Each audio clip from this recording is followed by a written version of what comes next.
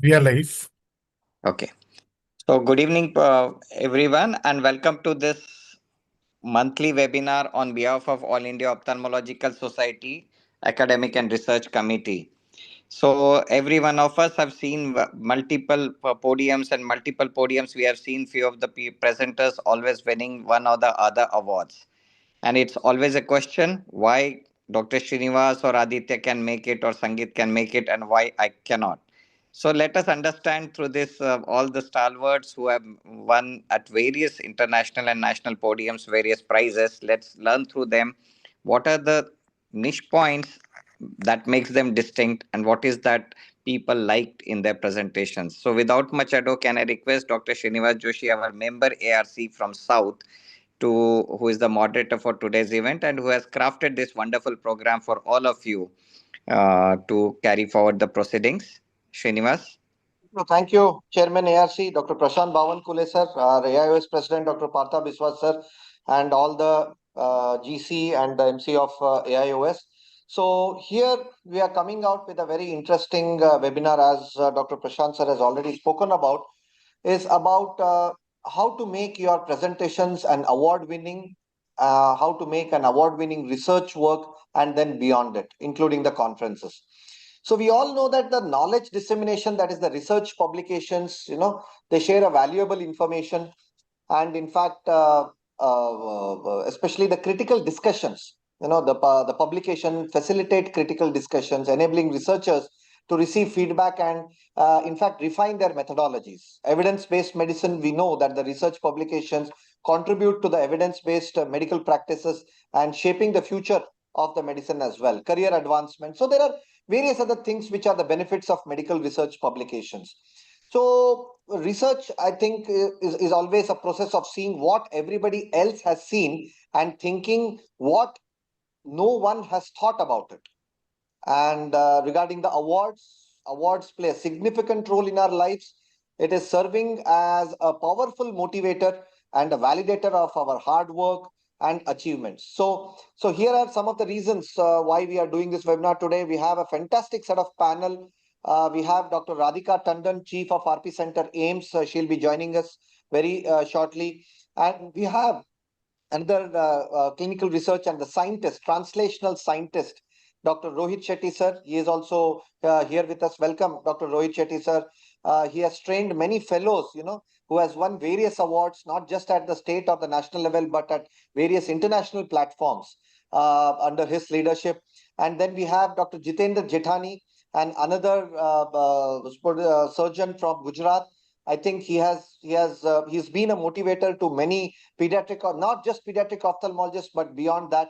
And we have Dr. Sangeet Mittal, who is also the recipient of CS Reshmi Award and various awards at AIOS as well as URetina and ASRS.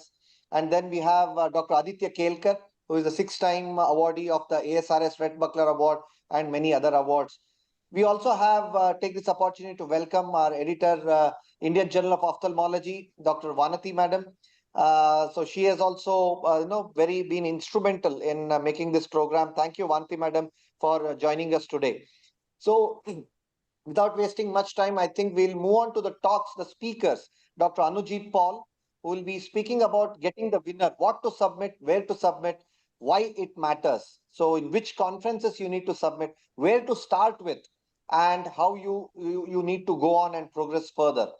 And then Vanti Madam will be speaking on the most cited paper, the hacks to make it possible, how to increase your citation, how to make your paper so that the citations increase. And then we have another wonderful researcher, Dr. Apurva, who will be speaking on the PubMed iceberg, that is going beyond the obvious in the literature search, and how do we need to go look at it beyond that certain point.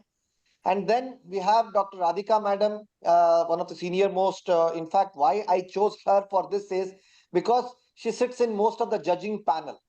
So the topic is, if only I knew, that is the common mistakes that cost you awards, a judge's perspective, how the judge can try to look into it and help you and probably the young ophthalmologists, how they can do the presentations more better. Not just young ophthalmologists, even the senior ophthalmologists also, because nowadays I see in the conferences the senior ophthalmologists are competing with the junior ophthalmologists for these awards. So that is how it shows how the society is growing very in a healthier manner. And then we have another a surgeon, Dr. Deepthi Joshi, who will be speaking on the from idea to impact, that is crafting an award-winning paper, how to make it a free paper, more look into more lucrative for awards.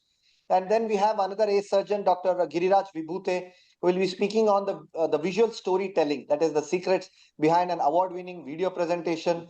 We have another a very young innovator, Dr. John Davis Akara, who will be presenting us about the posters, how posters are also important, not just the free papers, but also the posters. How does it make an impact in the conferences?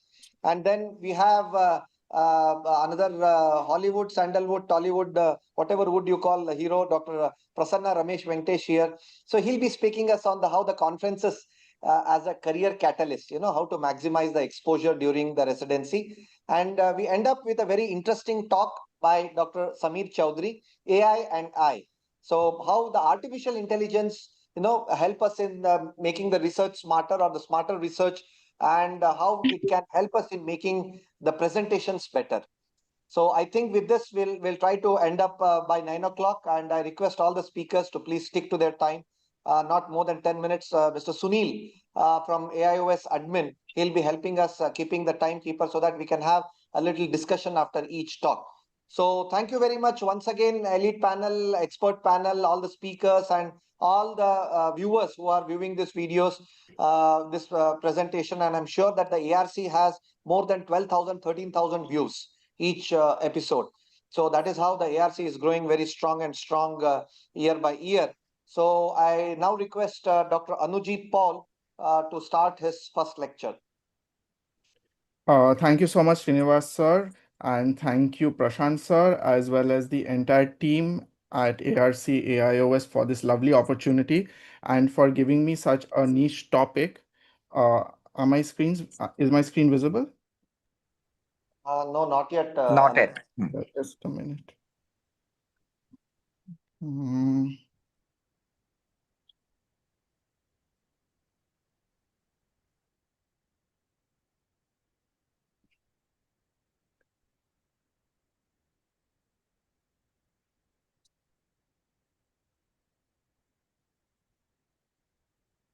Yes. So sorry for that. So I have been given a very niche topic to speak about, and I'm very grateful because it let me jog my neurons to think about what could be the way to get a winner. So my topic is what to submit, where to submit, and the most important question is that why it matters in the end. So whenever a question where what, when, and why comes, I'm reminded of Simon Sinek's Golden Circle, where he speaks about the what, the why, and the how. So he says that all of us know what to do. Some of us know how we want to do what we do, but very few of us know why we want to do it. So the why is the most important part of entering the golden circle or the inner circle. So I will divide it into a 3-step stage. Step 1 is called the plan. So what is the plan? The plan is that as young ophthalmologists who are just getting in, usually we have a thesis, which is a descriptive or an analytical study. Sometimes we have a case report or a case series in our hand. And sometimes we have the good fortune of getting a surgical video that we may want to present in a forum. So what happens next? Usually these reports, original articles go in for free papers in terms of your specialty. If you do have a case report, you can choose to present it as a physical poster or an e-poster. And almost all conferences have a video submission category that we can think towards. That deals with the what, but what about the where?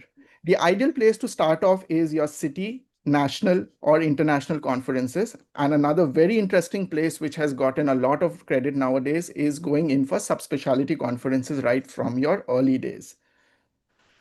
So when we go in for state as well as national, we must target almost all conferences now have an annual as well as a midterm. It is very important to note that state and national conferences, the portal usually opens somewhere 4 to 6 months before.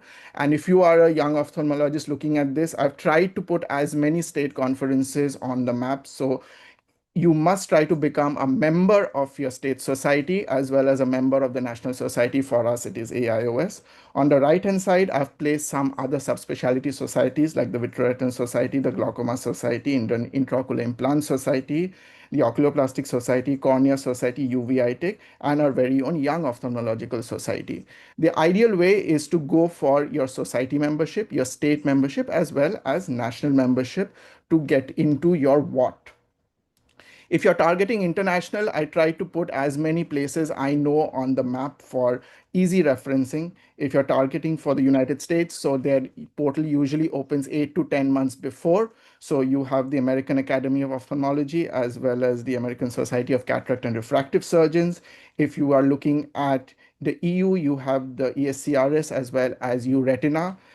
If you're looking at Asia Pacific, you have APSCRS and APAO. Fortunately, both of them had their annual conferences in India this year, and other conferences like the World Ophthalmic Society as well as ARVO also are there. So these places you must target somewhere between 8 to 10 months before versus the state as well as the national level. So now that we finished the what, let's go into the how. The most important thing to know is how to assess the literature or the material that you have and which article, which conference or which specialty it is suitable for. If you are targeting state or national conferences, these are known for their networking opportunities with multiple halls, immense amount of participation, and aimed at the comprehensive ophthalmologist. While if you're going for subspecialty conferences, you only network in a subspecialty. However, even with fewer halls and fewer participation, you can focus on niche topics and gaining niche knowledge. Additionally, this is what I call Career Catalyst, which has been promoted and introduced by our National Society as well. There are numerous other ways in which you can get entrance. Some of it are the Young Researchers Opportunity, PG refresher courses, the Journal Club, as well as short case series. In conferences itself, you have certain sessions like 2 Minutes to Win, as well as Hyde Park, as well as Teachers of Tomorrow, where you can consider, though these are more non-academic, and but you may consider putting your name for this. So summarizing this aspect, what you need to project is a roadmap. You will ideally have an academic paper, which is an original article or a case report. Three of the most important things are to note the dates for various conferences, not miss the deadline, and though many submission instructions may be similar, it is still prudent to always read through them before you submit. This is a QR code. You can scan it and keep it. So at YOSI, we have an Excel sheet in which all the national and international conferences are readily updated on a QR code. So we try to use this QR code whenever we are targeting for our next conference. And the ideal thing to do is to submit in advance for your state conference every time, aim for national, and definitely reach for the international. At the same time, since you have an academic work there, as you are submitting in these conferences, also prepare it for a journal submission as well. You ultimately want to immortalize your work as a publication, and then it would be prudent to submit it to a journal as well. One thing to remember over here are these three blue areas that I'm pointing on the lower left-hand side. So these are city conferences where you can tend to hone your skills, webinars like this one itself, as well as online submissions and competitions where you can garner more attendance. So what to submit where? This is the most important thing to know. Not all articles, not all reports, not all case series are suitable for all conferences. Always target between national state as well as subspecialty. If you have a thesis, an original study, or a rare case, like I said, prepare for state, national, or international. Sometimes you may have a recorded challenging case or an interesting clinical photo. These are ideally good for evening webinars and city CMEs where you can tend to overcome stage fright. Finally, the self-catalyst, the reason behind why we should ultimately go for submissions like this. So this is a mock-up of a hall. Imagine your paper got selected in the AIOC 2026 conference in Jaipur. So why does this matter so much? The important thing is that this little yellow guy is you. You are sitting and presenting your paper. There are other speakers who are listening to you. There are chairpersons and panelists who are listening to you. There are senior eminent faculty who are hearing you for the first time. And there are your peer group as well as your walk-ins that enter into the hall. It's all good and fine when you're presenting because they are hearing your scientific work. They're hearing what you have to say and your work done in literature. But what happens after? After that, you get a chance to interact with all these people. You get a chance to share your knowledge, ask them questions, be a part of their discussions. They share their knowledge with you. A lot of walk ins come in and recognize you from this point. And this is my favorite portion when the next speaker is speaking. This is what I call the networking zone. So the most important part of these conferences is just outside the hall or just towards the back where there is immense opportunity for networking. Most of the decisions are taken there. The way you get recognized, the way you get picked up is not from here. It is actually from here. This is where you network and this is where you put your place in. So why does it matter? Number one, you overcome stage fright. You improve your vocabulary and communication. You have awareness regarding the vastness of your subject. So something like a conference actually humbles you to the amount you do not know. You can tackle and navigate important questions. You have scope for networking and professional growth. And definitely after that, you have a chance for recognition as well as awards. So a bit into my journey into this thing. So I stumbled upon a flyer of AIOC during the COVID period where we could speak about our COVID journey. And this is me speaking about my COVID journey for the very first time in a camp during COVID. And following that is just one catalyst after the other.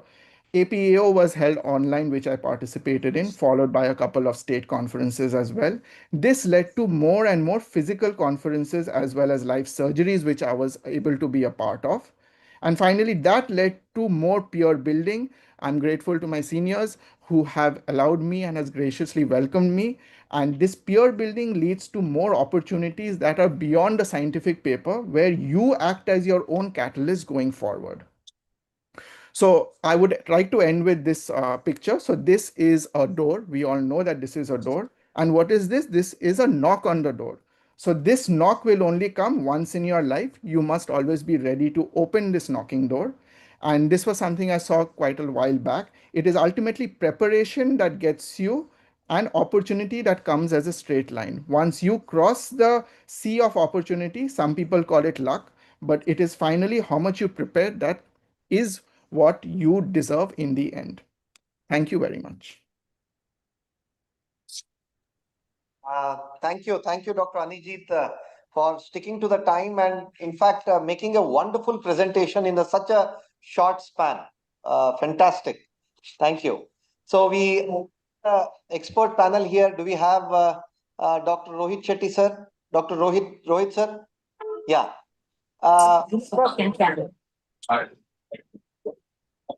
Can you hear me, Srinivas? I'm in the airport now, so there might be some We can hear disturbance. you. Yes. We can hear you.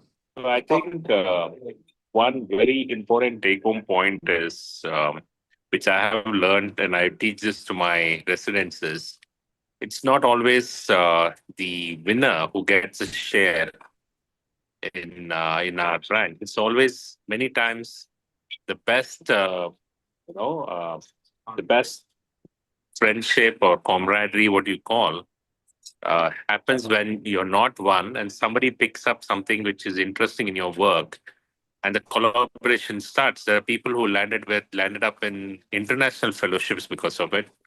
I have one of my fellows who went to Canada and who for a paper he did not win or a video he did not win, but they liked the concept and he is now a consultant in US.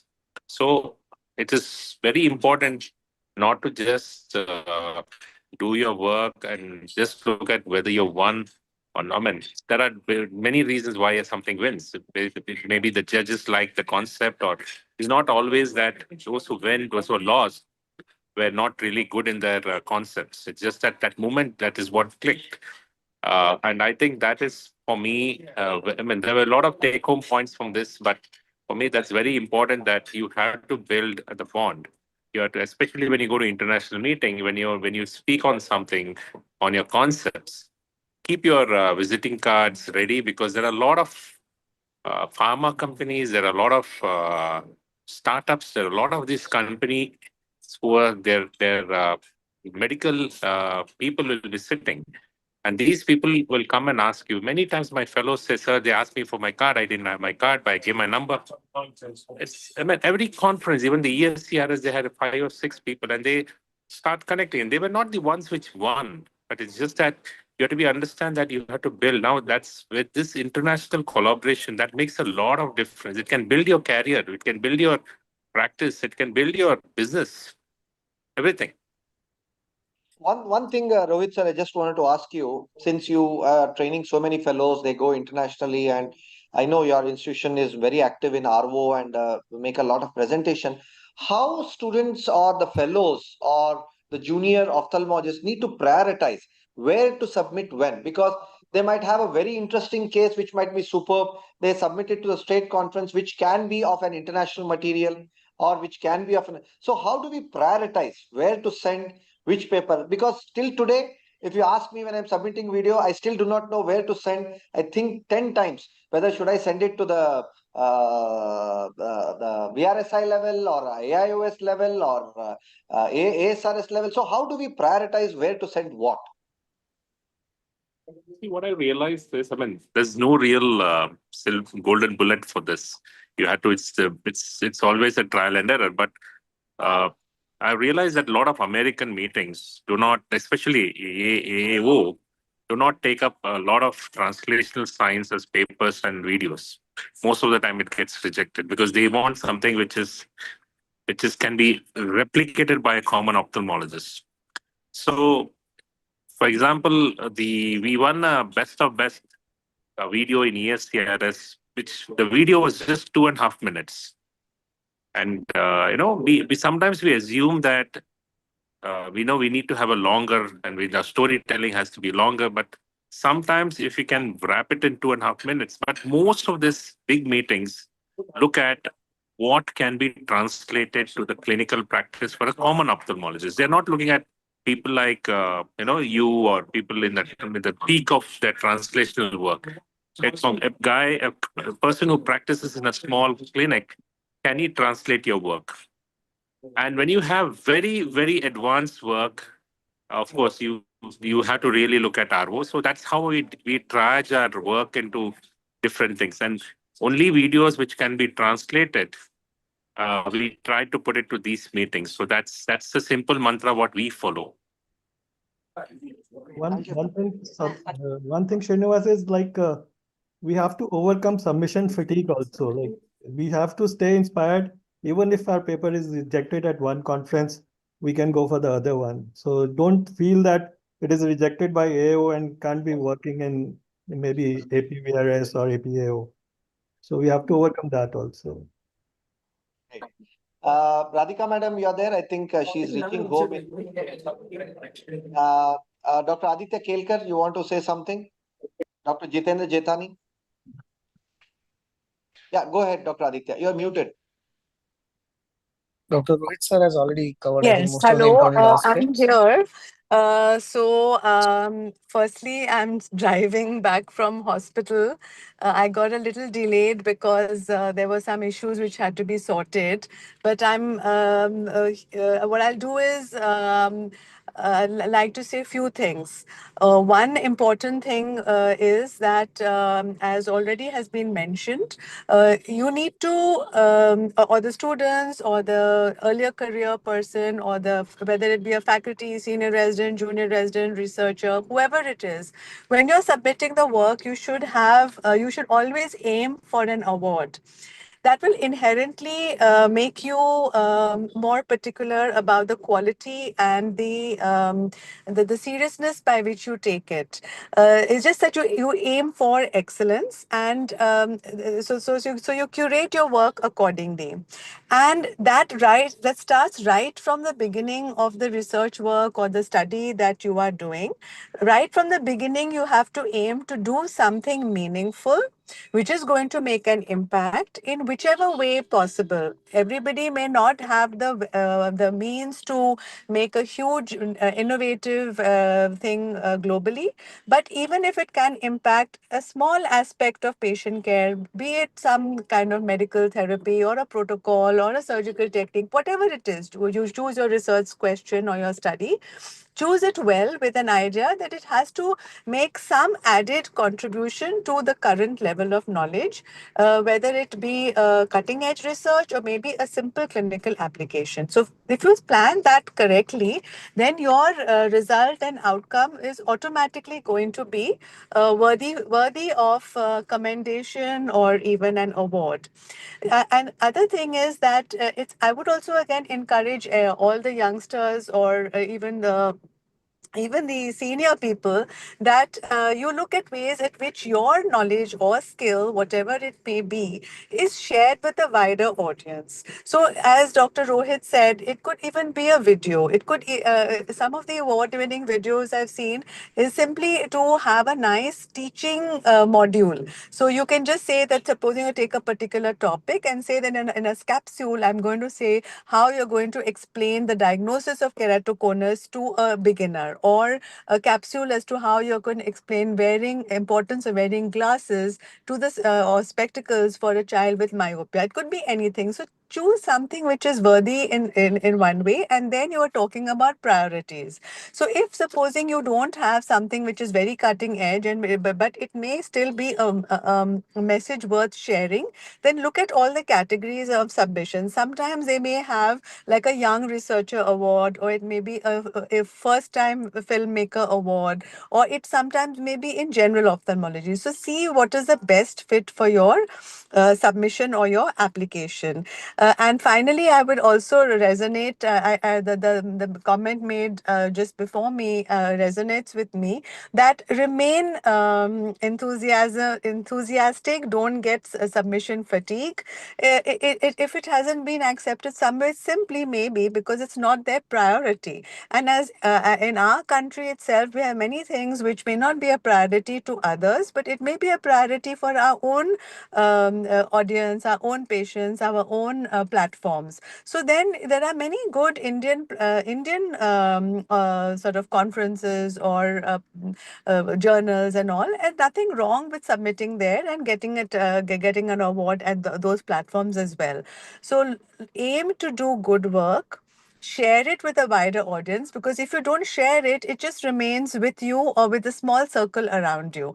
To be meaningful, it has to reach a wider platform. So that's what I'd say at this stage. Thank you, madam. Thank you so much. So Aditya sir, we'll come back to you with the next talk, because we have still 8 talks lined up. Dr. Prasanna will go after Dr. Radhika madam, Dr. Prasanna, because Vanti madam has already reached. So she is requesting. So next we move on to the next very interesting talk, is the most cited paper. Madam, how to make it possible? The hacks to make it possible. Okay, hi. Thank you, Srinivas. So, am I audible and visible? Yes, madam. Yeah, Yes. okay. I think all of us who are in academic publishing, this is what we ultimately want when we are publishing our papers. So, what are the hacks to make this possible and to move this forward here? So, have no financial interest. I'm going to quickly brush through some of the characteristics which will lead you to, reach those hacks. So first is that, the seed needs to be sown. That first is you would want to be there, want to be present in the field of academic publishing. So make your presence felt, make your presence be there. That's important here. And learn to do impactful research questions to be posted. So learn to use the citation databases to the best effectivity so that your work can get cited well. Again, master all the logistics which are required to enhance your research visibility, to enhance you to communicate effectively with whatever statistical data, whatever research data you are having. There are no shortcuts. Hard work is the way you get in. Please always allocate time for good ophthalmic journal reading. You would be amazed to know how just simple reading can pave the path to let you understand where you're going to be cited well enough here. Then look at your statistics. If you're weak in your statistics, please work on it and enhance on your statistics, and that's going to be really, really important here. And this has already been said here, be manuscript-wise, be journal-wise. Know which manuscript fits in well to which journal, and know which journal will be apt for the kind of work you're doing here. So the right material, if you have it, whatever be it, it need not be just an original article. It could be just a simple case report. It could be a photo essay. It could be lovely pictures which you have. Please remember, don't get disheartened, don't get discouraged, don't get intimidated by all the, the presence of big heads out here. But just look at it and work with what you have. You are never too late here. So this is particularly important here. This is really important here, that you need to understand why you are publishing, where you have to publish, and the most important question, are you visible? Is your work visible?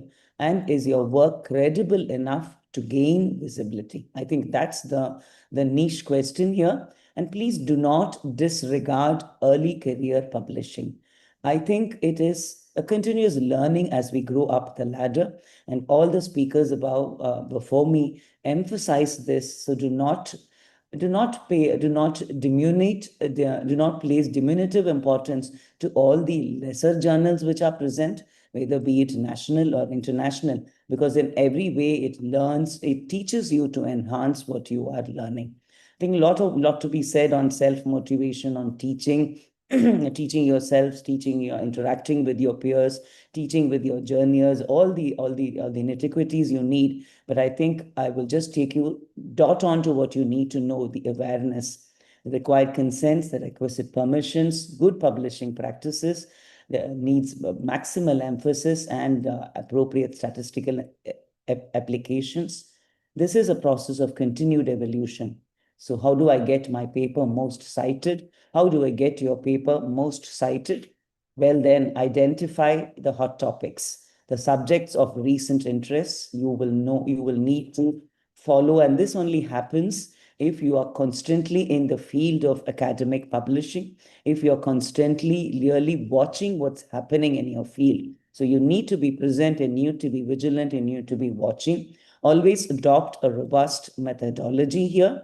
Choose the right journal and promote actively. So promote actively is not self-promotion, but promoting the work that you and your team are doing. Learn to collaborate effectively. Cite your work well. Use the citations which you're using in your research also prudently, and engage not only your team, but engage with the team around you and those who are working in similar-minded or similar subjects, which will really enhance your visibility. Again, citation boosting tactics, I'll come to it shortly here. But something which is really important is make your work available to all the authors. Your simple author versions can be made available, and that's going to be really enhancing the visibility of your work. Register yourself in ORCID and other research databases which people are monitoring and looking at, and keep your profiles updated. This is something which is probably going to be the nutshell, which is really going to help you, guide you on how to get your citations boosted. Publish peer review papers. So if you are working on a particular theme, on a niche theme, and if you have acquired enough expertise, then please get your team together and lead your team. I think do not hand it over to the younger people to write. You will have to lead and be there, hand and mouth, foot and soul here, to really guide them to the writing. And sometimes it is line-to-line writing which you will have to redo, and which you will have to probably revise to get your experience across to those who really are looking for it here. Again, post your highlights of your research in all your social medias, or all those effective academic social medias, and highlight your interaction or academic interaction. That will enhance your visibility here. Update your academic profiles wherever you are present here. Do not hesitate, or do not be laid back from not tracking your impact from your citations, your podcast visits, your articles. All these will also enhance. And when you're writing, use strategic keywords for discoverability and make your work available. As I already said, you can post simple author's versions which can be accessed and which can be read by people. And again, remember, only if you are strong with your work, only if you know that your methodology is robust, only if you know that you have interpreted your data adequately, are you going to be brave enough to have your work available for everybody to read freely here. Again, cross-disciplinary research is one real aspect where you're going to engage with allied personnel who are also working in line with research which you are in the field you are in. And that's also going to increase your citation, increase your visibility, and really help boost the research which you're doing. And I would really welcome you all. And Indian Journal of Ophthalmology and case reports is something which really, really helps you, gives you that free visibility, gives you your access of your work to everybody around the world. It's not just the impact factor.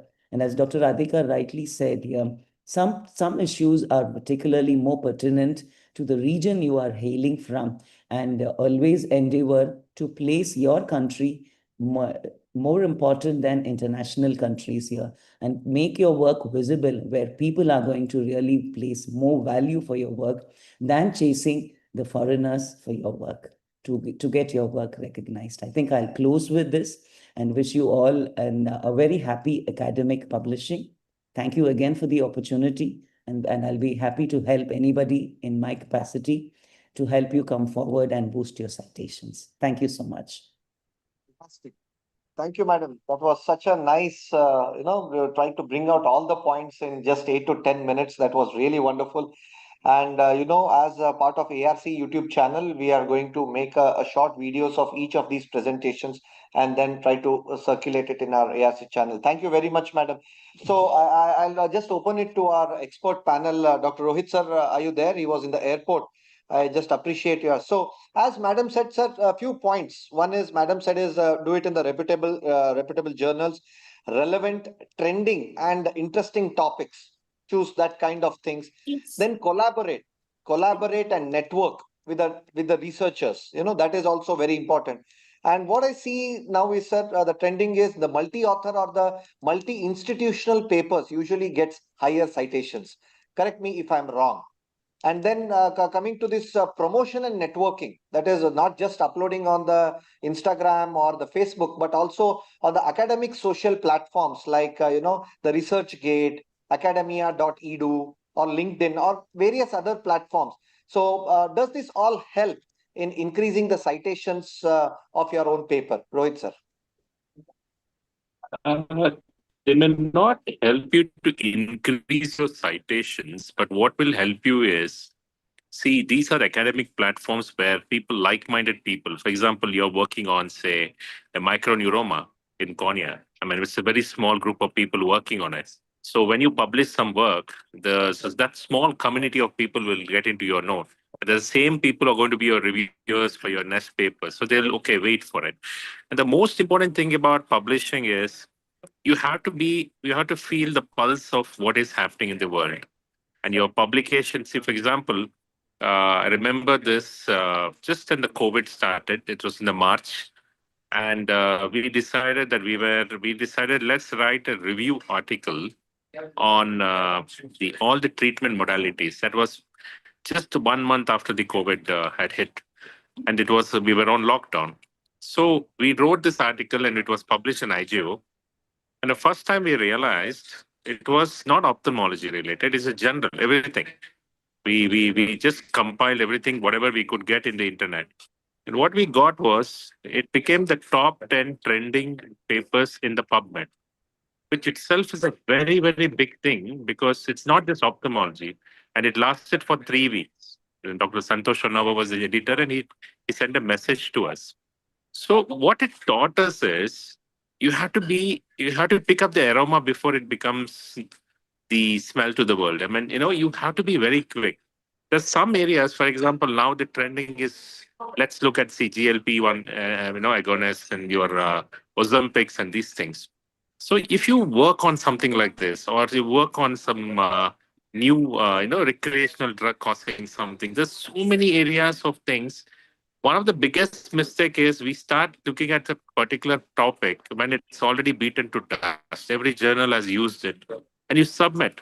So before you look at anything, you have to go and see whether this has been worked. Is there anything left for me to work on it? And that is where the challenge is. And that's why it gets rejected because, it's already been done. And like I said, the citations may not increase, but the community will know that you exist. And that's a very important thing because the community is one who are your reviewers, who are the journal editors, who are the people who look at what you're doing. And I think that's the way you should look at it. And now, now there's a new thing which is there that the impact factor is not the most important thing. Your work has to be in a domain which is accepted, like PubMed. So sometimes, just looking at that, I'll only go for higher impact, lower impact doesn't matter as long as it's there and it gives people a easy accessibility to read. And IJO in that way is doing a great job because it's free access and you can download it and you can cite it. And I think that's the power of having our own journal. Absolutely. I totally echo with your thoughts, sir. Thank you so much for that. Do we have Dr. Jitendra Jethani and then Radhika madam and Sangeet sir, quick comments? Dr. Jitendra Jethani, he is actually in Guntur and he said that he'll be joining us soon. He has already logged in. Yes, Sangeet sir, please. Yeah. Yeah, Srinivas, one thing about citations, increasing citations is to build a narrative. You can have a series of papers, like one after the other, which follow the same topic and which cover your original work. That actually increases your citations. You can have multiple papers on the same subject in different journals. And I think that is one way you can increase your citations. Yeah, Vanati madam. Yeah, I think there are two aspects to this. One is where you want to increase the number of citations where your work is getting cited. But I think what we were looking at is how to get a paper which has maximum citations.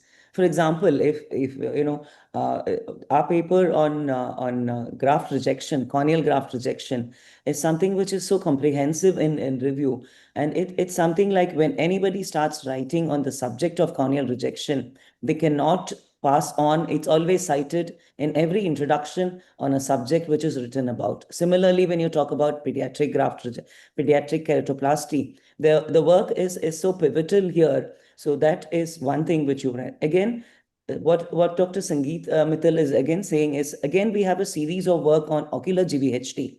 So then that is where when the people would probably cite different aspects of our work, and that would work towards increasing the number of citations which I would get for myself. So these are two different aspects in terms of getting citations.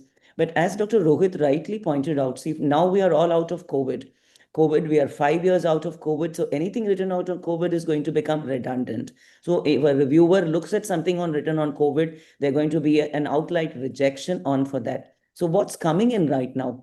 AI is coming in a big way, and the applications, the clinical applications of AI to almost every aspects of ophthalmology, be it from retinal imaging, corneal imaging, clinics, pediatric ophthalmology, myopia evolution. So if you're going to catch the train early, and if you're going to be able to do work in that, and if you're able to bring out, so that's how you're probably going to get a paper which is going to be cited, because they're going to be, say, maybe 50 other researchers who are going to be working on it. And your paper is probably one of the lead papers with real robust data and knowledge on that. And that's going to make your paper one of the most cited papers. So there are multiple aspects to this here. And as rightly said, it's not the impact factor. Now we are also looking at the cite score, which means how much of your work is being recently cited by similar minded publishers or academicians who are working in the similar field. So these are other aspects here. Thank you. Thank you, madam. Thank you. I think another this thing Apurva has asked is about the productivity and the citation impact of a researcher. I think that's what you meant, Dr. Apurva, the H index, if I'm not wrong. So how to measure that metric analysis? How much importance do we have to give to that is what she wants to know, Vanti, madam. Yeah, I think these are real hardcore statistics of and research indices They are all available if you, I think, put in yourself and you're on the Google Scholar. It gives you a wonderful H index here. And on your ResearchGate, it also gives you a percentile score of how you fare amongst similar-minded researchers in the particular field you're working in. So that really helps to gauge yourself as how you're standing. Are you on the 90th percentile? Are you on the 75th percentile? Again, H indexes probably again is going to be differ when I'm on a niche subject like ophthalmology. My H index is not going to be as good, but I'm going to be an endocrinologist. I'm going to be a medicine. My H index is going to be much higher because the crowd of people who are going to be looking at you and quoting you is going to be much higher. But then when you are applying for profiles, academic profiles, your H index is going to be really important. For example, you're going to be considered for an editor position, you're going to be considered for research positions, or you're going to be considered for academic positions which have particular inclusions for research work, then your H index is going to be important. Again, there is a modified H index as well, which takes out your own self-citation. So I can write a paper quoting my own work on that, and that is, it's sort of a manipulated way of getting more citations. So there are multiple aspects to this own statistical applications, but then it has real important connotations if you're going to be in an arena where research work is really important. Thank you. Thank you so much, madam. I think we'll go to the next talk and then we'll come back with more discussions. Is by another ACE researcher, Dr. Apurva Ayachit, veterinary surgeon from M.M. Joshua Institute. So she'll be speaking on the PubMed iceberg, going beyond the obvious in the literature search. Thank you, Vanti, madam. I request you to please stay on, and we have a lot more research topics still yet to be presented. And over to Dr. Apurva, please. Thank you, Dr. Srinivas. Thank you, AIOS ARC, for this wonderful opportunity and to be in this list of eminent speakers. I hope my slides are visible. Yes.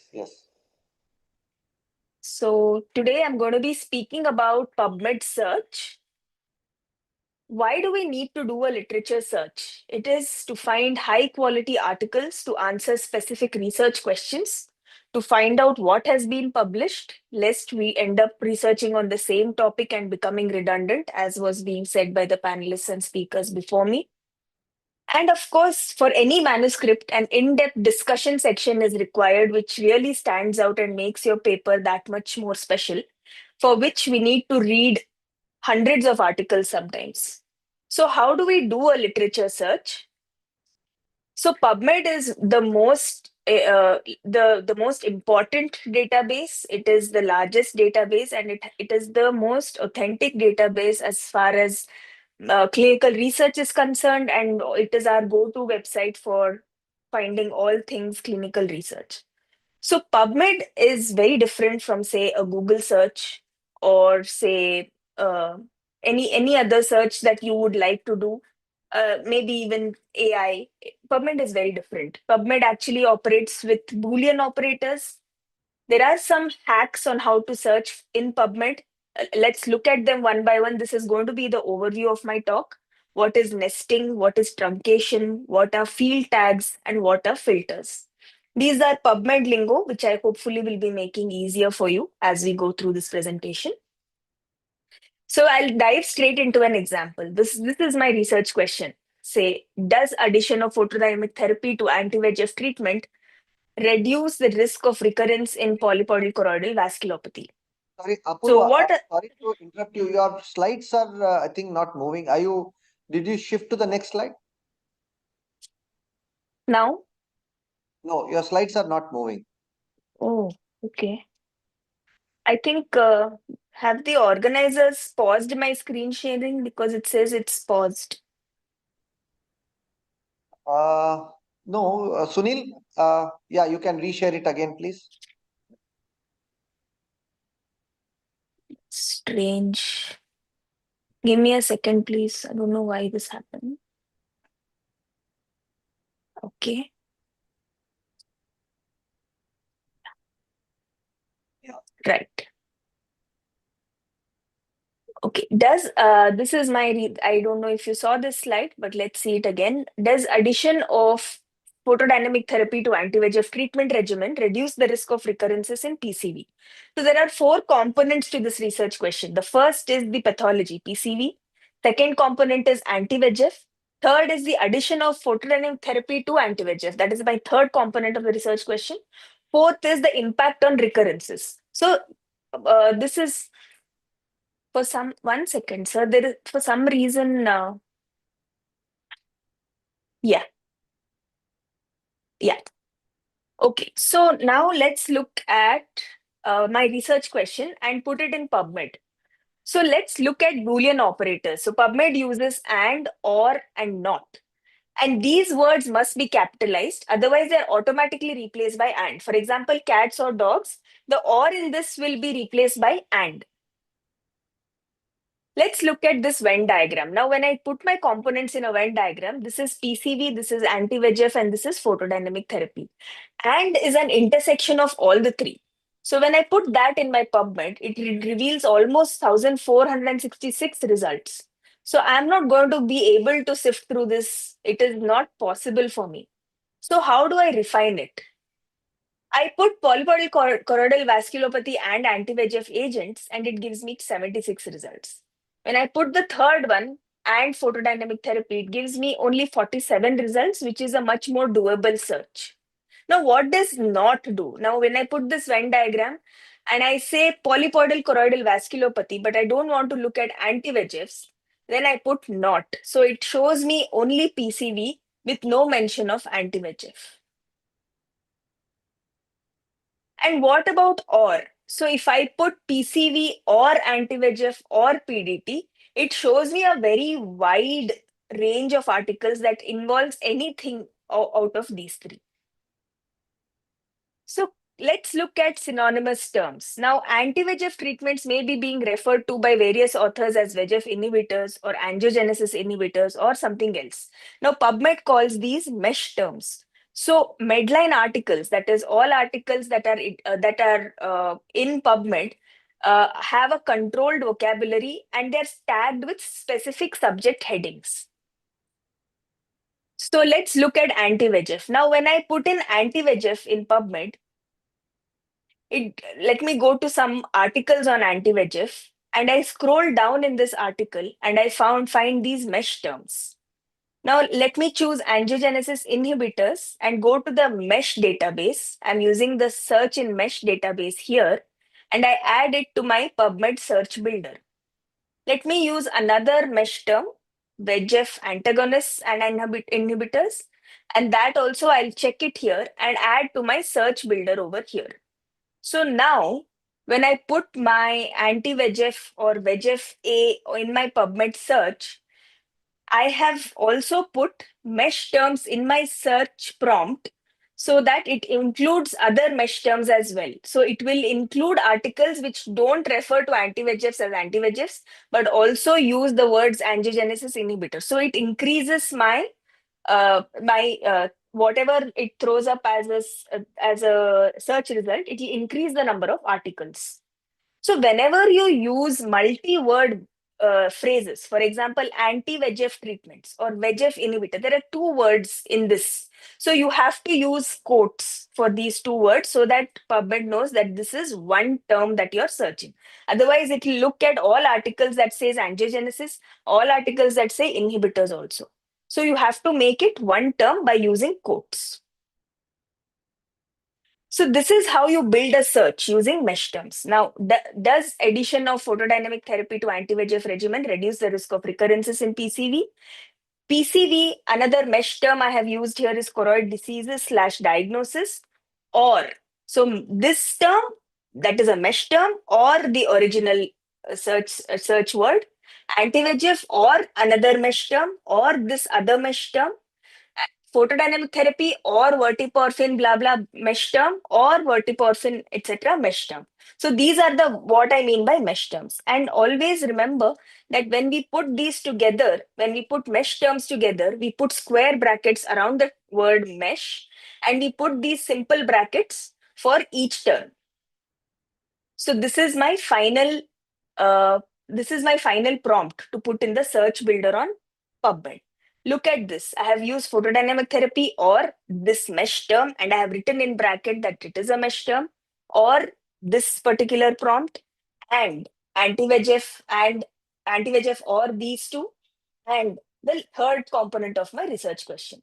So this is a complete research question. So when I put this, let me copy this whole thing, and I put how many we had got last time, 47 results. So when I put this very targeted search, I get 9 results, and it is very easy to go through these 9 results that are most corresponding to my very specific niche research question.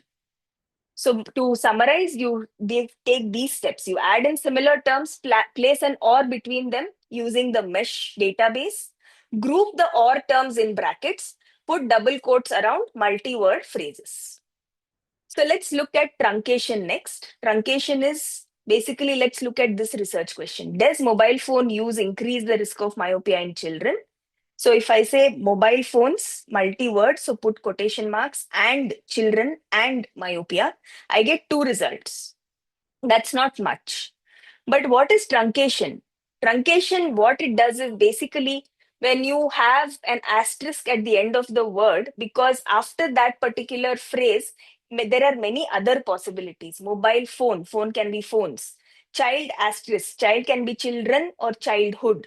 Myopia can be myopia or myopic. So basically, you truncate the words and add an asterisk to add any number of possibilities after the truncated spelling.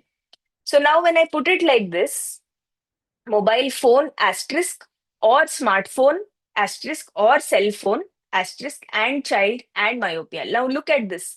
I have placed these terminologies, placed or in between them, put them in bracket, and then use the Boolean operator and child truncation and myopia. So it gives me 35 results as opposed to the 2 results I had got. So that's a lot more to look through. Now you can use filters. You can go to the last 5 years of this research. You can use only meta-analysis. You can choose the age group that you want to study. You want to use only preschool children and school-going children. You can do that. So these are the filters that PubMed gives you. And if you go through all this, you want very specific articles for only that very niche research question, it's very much possible. In fact, there is only one study like this. So that really gives you a lot of perspective. Next is title and abstract. These are field tags. Now, for example, this is called a field tag. So what is a field tag? Basically, you want to search in a particular field of that article. Like it could be the author list, it could be the title, it could be title and abstract, or it could be text in the article itself. So now if you look at this example, so if I say central serous chorioretinopathy and micropulse laser, if these words are there in the title and abstract, I put that in square bracket, and choroidal thickness is there in the text words. You get 7 results with central serous chorioretinopathy and micropulse laser in the title and abstract, right?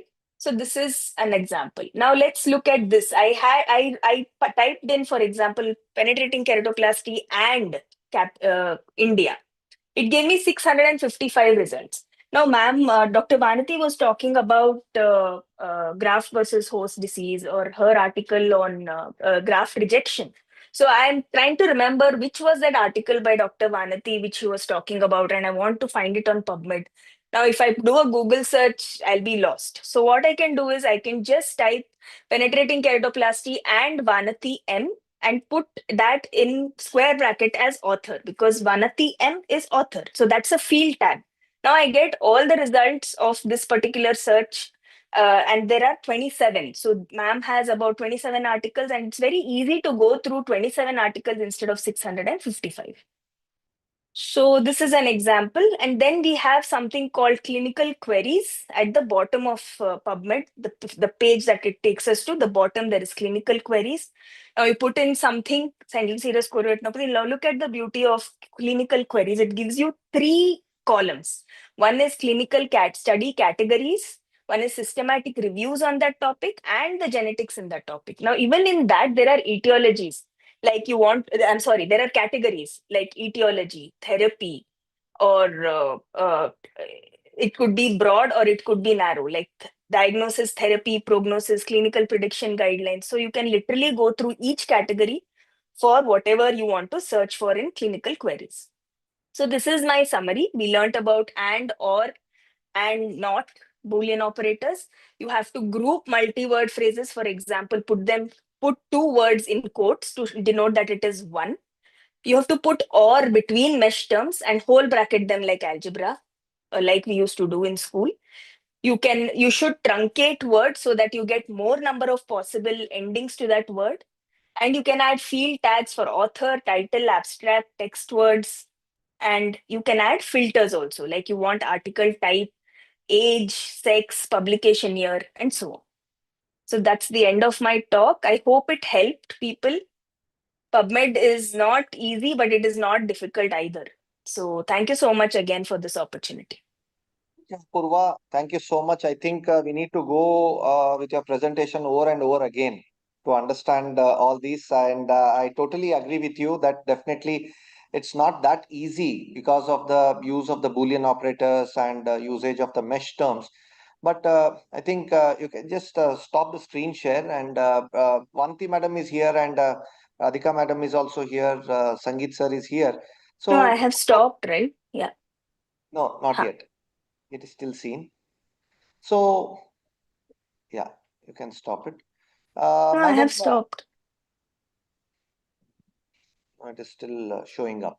Okay, until you stop. Madam, few questions. Like we know that it's not very easy for the beginners. And as Apurva said, you need to have most of these medical subject headings. That is the mesh works, what she was mentioning about. But there is also lag in the indexing. What we see, the mesh limitations, there is often delay with the newly published articles are actually indexed and assigned mesh terms in the PubMed, sometimes making it hard to find out the very recent articles and sometimes on the emerging topics also. And there is also a low relying of the inclusion of the predatory journal sometimes in these PubMeds, and it often gives the overwhelming results or irrelevant search results, I think, which probably require a lot of filtering techniques, which we need to look into it, use of skillful use of advanced search and filtering operations. So I just wanted to know your take home points for the usage of the PubMed. Vanti madam, Apurva, your Right. screen is still shared. Uh, y- yes, Srinivas, I think, see, the PubMed is a wonderful tool. And if you know to use it effectively, it really decreases the time you're going to spend on locating the articles. And using PubMed effectively is very important as an author because your review of literature needs to be complete and you should not miss out on what all is pertinent for the research you're going to be looking at. If you're a reviewer, then again, reviewer doesn't have the amount of time an author is going to have. So the reviewer wants to know everything in that particular subject which he or she is reviewing on. So the time period is still less. So that's when intelligent use of your PubMed resources is really, really helpful. I think that was an excellent demonstration by Apurva. But then let's tailor it to those beginners. For those who are just beginning, don't get intimidated. Make it very simple, and it's something you learn as you go, and that's how I also learned. So make it very simple, but then probably you might need to, in something which you could do in 20 minutes, you would probably need double the time of 40 minutes. For example, let's say you're looking at keratoconus and deep anterior lamellar keratoplasty. Okay, so you want to look at what is the latest in keratopoiesis. So you define what you mean by latest. Do you want to in the last 5 years or do you want it in the last 10 years? So put in deep anterior lamellar keratoplasty, keratoconus, just by simple commas. Start with that before you go into the various permutations and combinations. Put in your filters of say 5 years or 10 years. You might get a row of articles which come down, and most of the time it's the top 50% of the articles which are going to be pertaining. And for example, you find one article like a deep anterior keratoconus results in dark results in keratoconus. If you look at the end, there will be similar articles. And if you click on that, most of the relevant articles are available on that. Then spend time, you can even export your search and spend time, and you can export your search in terms of just having abstracts and having more detailed summary. And then you could probably read it in more details, mark out which are ones which are going to be more relevant, and then bring it back and incorporate into your ROL writing. So that's how it's making a beginning. It might take a little longer time, but it really helps you to understand, and you also come across so much of research and so much of work done by others. It really enhances the inputs in your papers. That's something which I would advise. Thank you, madam. Thank you. We have Dr. Jitendra Jethani also here. Jitendra bhai, your views I on think the Dr. talk? Sangeet also had something to add on. Oh, sorry. Yeah. We'll go with Dr. Sangeet and then we'll come to Yes. Dr. Jitendra. Yeah. Yes, Sangeet, sir, please. I just wanted to congratulate Apurva on this wonderful talk she had made. Thank you, sir. So most of us don't realize that the PubMed is not a vending machine that you just push a button and you will get what you want. It's a big ocean and you really have to dive deep and search for what you want. And I think Apurva made very nice points how to look for the article, what you want in PubMed. Thank you. Thank you, sir. Yes, Jitendra bhai. Yeah. As Dr. Sangeet said, it is really very difficult to find out on PubMed. And one new tool that I think is useful is that you can go to Gemini or ChatGPT and ask them to make a prompt for what you want to. What it does is it tells you which are the mesh terms which can be used, and then you can take those terms and go and search on PubMed. So you can use AI for making the prompts also. So that's a good way of if you are new to PubMed, if you are seasoned people like Sangeet and all people who are publishing right, left, and center, they know what they want. But if you are new, you can always use AI and help AI to get you MASH terms and to get you how to go around that. So that is what is also quite helpful nowadays. Rohit sir, your final comments on this and then we'll move to the next talk. I think a wonderful presentation and very, very useful for everybody. I think this is one I think should be used to teach students in medical colleges. I don't have anything to add. I think it was very nicely done. I think what Dr. Jitendra said is very useful for people who are a little lazy to do it themselves. So yeah, I will do it for you. Thank you. Thank you. I hope everybody wakes up with this, whoever is watching this, and let's try to go more deep into the PubMed. Thank you, Apurva, and thank you, expert panelists. Now we move on to the next topic by Dr. Radhika Madam. Radhika Madam, so she will be speaking on if only I knew. What are the common mistakes that actually cost you awards?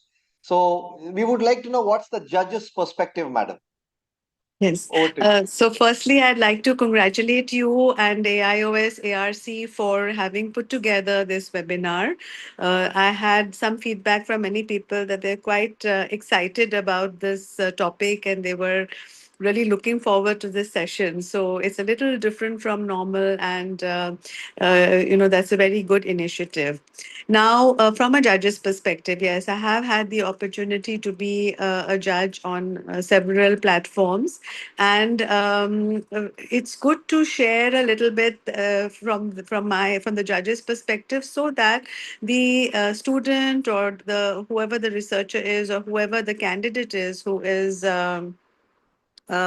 applying for the award, they get the feeling that if they knew about this, they could have, had a better chance of winning. So firstly, simply put is be aware of what is their platform or the award for which you are applying. This could be, say, a simple presentation in a conference where the best of the session is going to be selected, and then it is going to go to the higher level in case there is going to be an intersessional, further screening. That's one. The other is that once you have already been selected, and then you're coming to that final, the final session where you're going to be judged for the final award. That's the other place. Thirdly, is that you are applying for, you say, photograph presentation or a video presentation, and there also there is, or even a poster at AIOS, where there is an award given for the best poster and so on. So, firstly, I will mention certain universal truths which perhaps everybody would, with common sense, would judge for themselves, but not everybody is intuitive. So I'd like to spell it out. Read all the instructions very carefully. Just don't be casual about it. Check what are the instructions in terms of time or in terms of the format, and make sure you adhere to that. So it seems very simple, but often this point is missed by a few people. And then usually, if there is a particular format and you do not adhere to that format, then usually you're going to lose your marks there straight away. It could simply be that you've been told that there is a time limit of 6 minutes for presentation. And it's very easy for the judges that the moment somebody exceeds that 6 minutes, you automatically lose points for punctuality. The other thing is that there are certain subtle things that is, the way the slides are made, there should be no spelling mistakes, there should be clarity, and how you deliver the message. So you should speak loudly, clearly, and convey the message effectively. One more point I'd like to add here is these are the kind of fringe things which people would say, "Oh, I wish I knew." But of course, one of the largest or the single most impactful award-winning metric is, of course, the nature of the work. So here, obviously, if it is going to be an RCT, it automatically gets more credit. Or if it is something innovative, it may be something innovative which may not have that much of a large sample size, that would get more points. On the other hand, you may have a large population study which will have a large sample size, a huge amount of work, that would also get more points. So that, of course, is something that will vary from study to study. And effectively, what you want is whatever work you've done, you want to present it effectively and give yourself a fair chance of getting the award. So in summary, I will say that make sure that the presentation is succinct, that it adheres to the requirements of the session, and that whatever you feel, since you know your work the best, so highlight what is the new message coming from it, whatever the study design is, what is new, that should come forward in the overall presentation and in the final concluding slides. One or two common mistakes, in addition to what I have mentioned, is that people have sometimes the tendency that they have done a study, they have a certain aims and objectives, and they have followed a particular method, and in conclusions they tend to generalize. So that is not, then you tend to lose marks for that. You are supposed to conclude only the answer to your study question, and you can only give a research conclusion based on what you actually have done and not what you feel should be the result. So that is a very common mistake that happens, and then you just lose a few points there. Finally, I would say that try not to waste too much time on background and introduction, because then you tend to hurry up on the important thing, which is your results. So try to cover the background, the introduction, the review of literature, only conveying the essential things in 1 or 2 slides, and spend more time on your results and of course explain the methodology, and then spend more time on your results and conclusions, so that what you have done and the quantum of work and also the innovation or the sort of the new information that your work is going to add to the literature and to knowledge is going to be highlighted, and it has to stand out, because after all the judges are going to be exposed to, say, 10 to 15 presentations, one after the other, and your presentation has to stand out. So either it is something which is humongous in terms of a very large sample size or a very massive RCT or something totally innovative. That's one. But often with when people are presenting their thesis, etc., it has its limitations and the kind of the expanse of the work. So there, try to capitalize on the strengths of your study and come forward in a very nice scientific, logical way, highlighting those points so that it becomes award worthy. Thank you, madam. Thank you so much from a senior's perspective. And you have grown through, we have read using your textbooks, what you have written for the most of the during our MBBS days or the post-graduation days. And I think a few of these points coming from you is really noteworthy for all of us. Thank you so much for comprehending that in a very specific manner. So to the expert panel, I think we have Dr. Rohit Shetty here. I think he is taking his flight. We have Dr. Sangeet and Dr. Vanati madam. Apart from what Radhika madam has said about these things, the using of the inappropriate humor or the jargon overload, what we call it, and the complicated charts sometimes we use. It's very difficult. I've seen most of the international presentations, and now these presentations are being made by the pharma companies. By the time we can, read that, it goes on to the next slide. So that is another way. I think we need to simplify the charts which are being used. I know if you spend time on that, you can definitely, it's a wonderful chart. But just for the 10 seconds or 15 seconds usage of these charts, I think might be one of the things which costs the awards. Because if the judges don't understand that chart, I know it might be good, but you move on to the next slide, and that is where we fail to understand. Second point is not making an eye contact also, failing to interact with the audience. And one more thing I just want to ask the expert panel here is missing an introduction or skipping a powerful opening.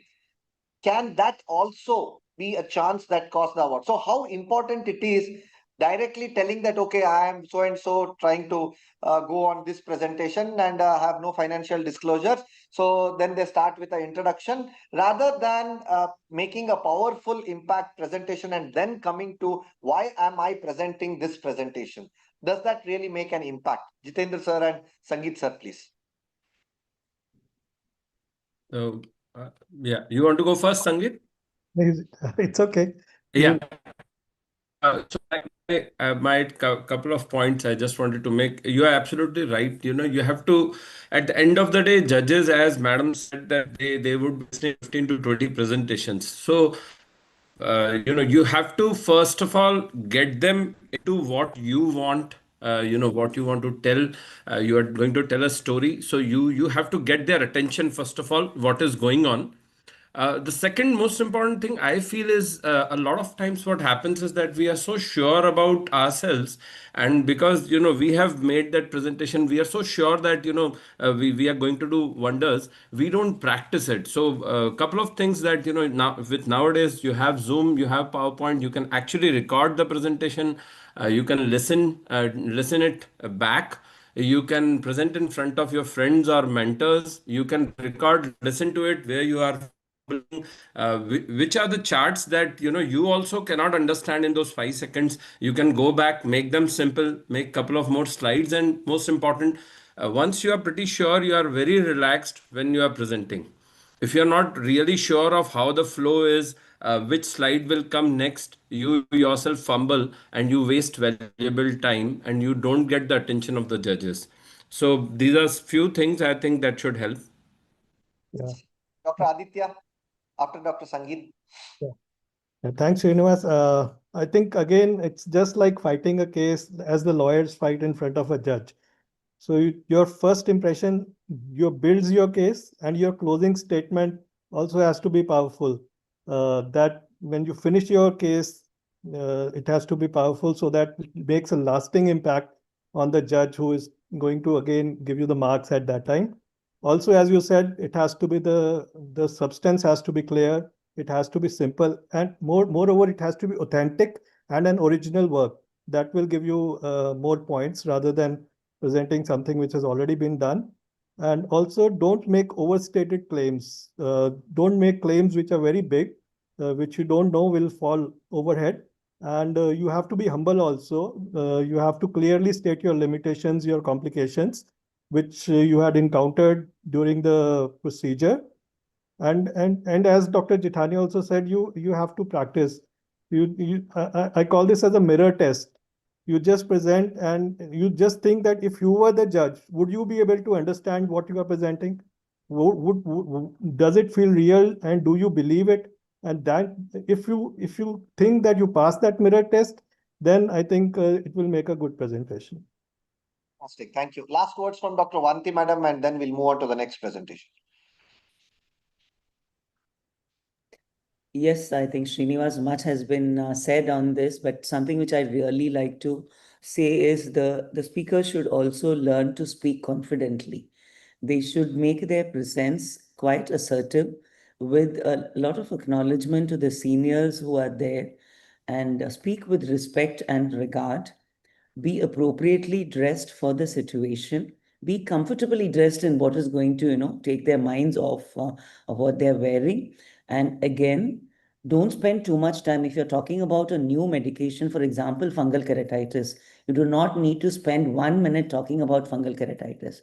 Start dot on, okay, I'm using posaconazole for fungal keratitis, and go on to the hypothesis of how you are justifying looking at your research question for use of fungal. So an impactful start really catches the attention. So within your 4 minutes, you're able to convey all that you have done in your research and make it impactful and impress your audience. So also learn and practice getting over stage fear. So these are all small points which really help to improve on the wonderful work which you've already done. Thank you. Thank you, madam. Thank you so much. Thank you, Radhika, madam, for those wonderful comments. And I hope all of us will follow that and make sure that we'll make all these conferences more competitive by following all the points which are said by these expert panelists. Thank you very much. So without much delay, we'll move on to the next interesting talk. Actually, this talk was my favorite talk, that is conferences as career catalyst and how to maximize exposure during residency and fellowship. So I request the expert panel to please stay on while we come out to this interesting, but I thought I'll ask my younger brother, Prasanna Ramesh Venkatesh, I think who can do more justice to this topic. So I gave away my talk to this to Dr. Prasanna, and I'm sure that with all your camaraderie and this thing, you'll try to make it an attractive presentation. Over to you, Dr. Prasanna. Thank you, sir. Thank you for this wonderful opportunity. And conferences as career catalysts. So I have used again a personal take on it. And Srinivas sir, thank you once again. This was the last time we won together. And Prashant Bhavankule sir and the whole AOS for the opportunity. So why conferences matter?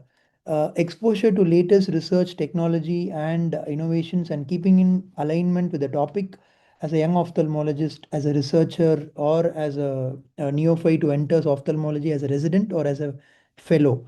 To build your academic reputation, career shaping, be it fellowships, collaborations, as camaraderie, as sir beautifully told, and leaderships. So, maximizing your exposure starts from residentship. When we start on day one as a neophyte, we have so many opportunities to present, your thesis, photographs, films. As an attendee, sharpening your skills, like Dr. Anujit was beautifully covering. As a contributor is the only way it will lead visibility for a future faculty role. From ideas to abstracts, the first step.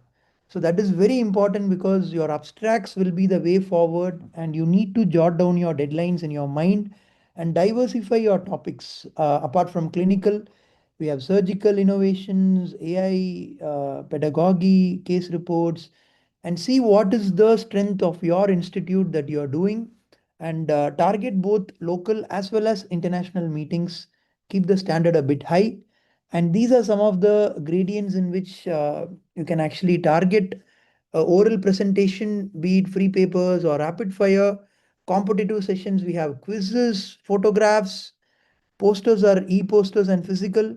Even the instruction courses that we have for youngsters today by the AOs, as well as many other societies coming with young masters course, workshops where you can, present yourself as well as learn in the process, like a TSTC, SSTC, and whatnot, where you will have a niche for you, like video editing is something which I started my uh, career as a faculty in, and videos, educational and whatnot. So some of my personal takes as first steps when I attended this particular conference, the World Glaucoma Congress in 2019, which ignited the passion for global engagement in Melbourne, where I went and learned minimal invasive glaucoma surgery from a wet lab in the year 2019, which was not there in India. So you can see the figure here. I was holding an eye stent between my two fingerprints. That is how small it is, and the hydrus on top, which is still not available in India, going to be available soon. But getting yourself exposed to these kind of things um, gives you a gateway. So most of your learning happens in wet labs, and 6 or 7 years later, if you cut, now I have trained close to 8 people in minimal invasive glaucoma surgery. These are all my students. So what starts in your wet lab when I was just finishing my fellowship, and these are some of my students independently performing surgeries, which gives you joy just like your first surgery.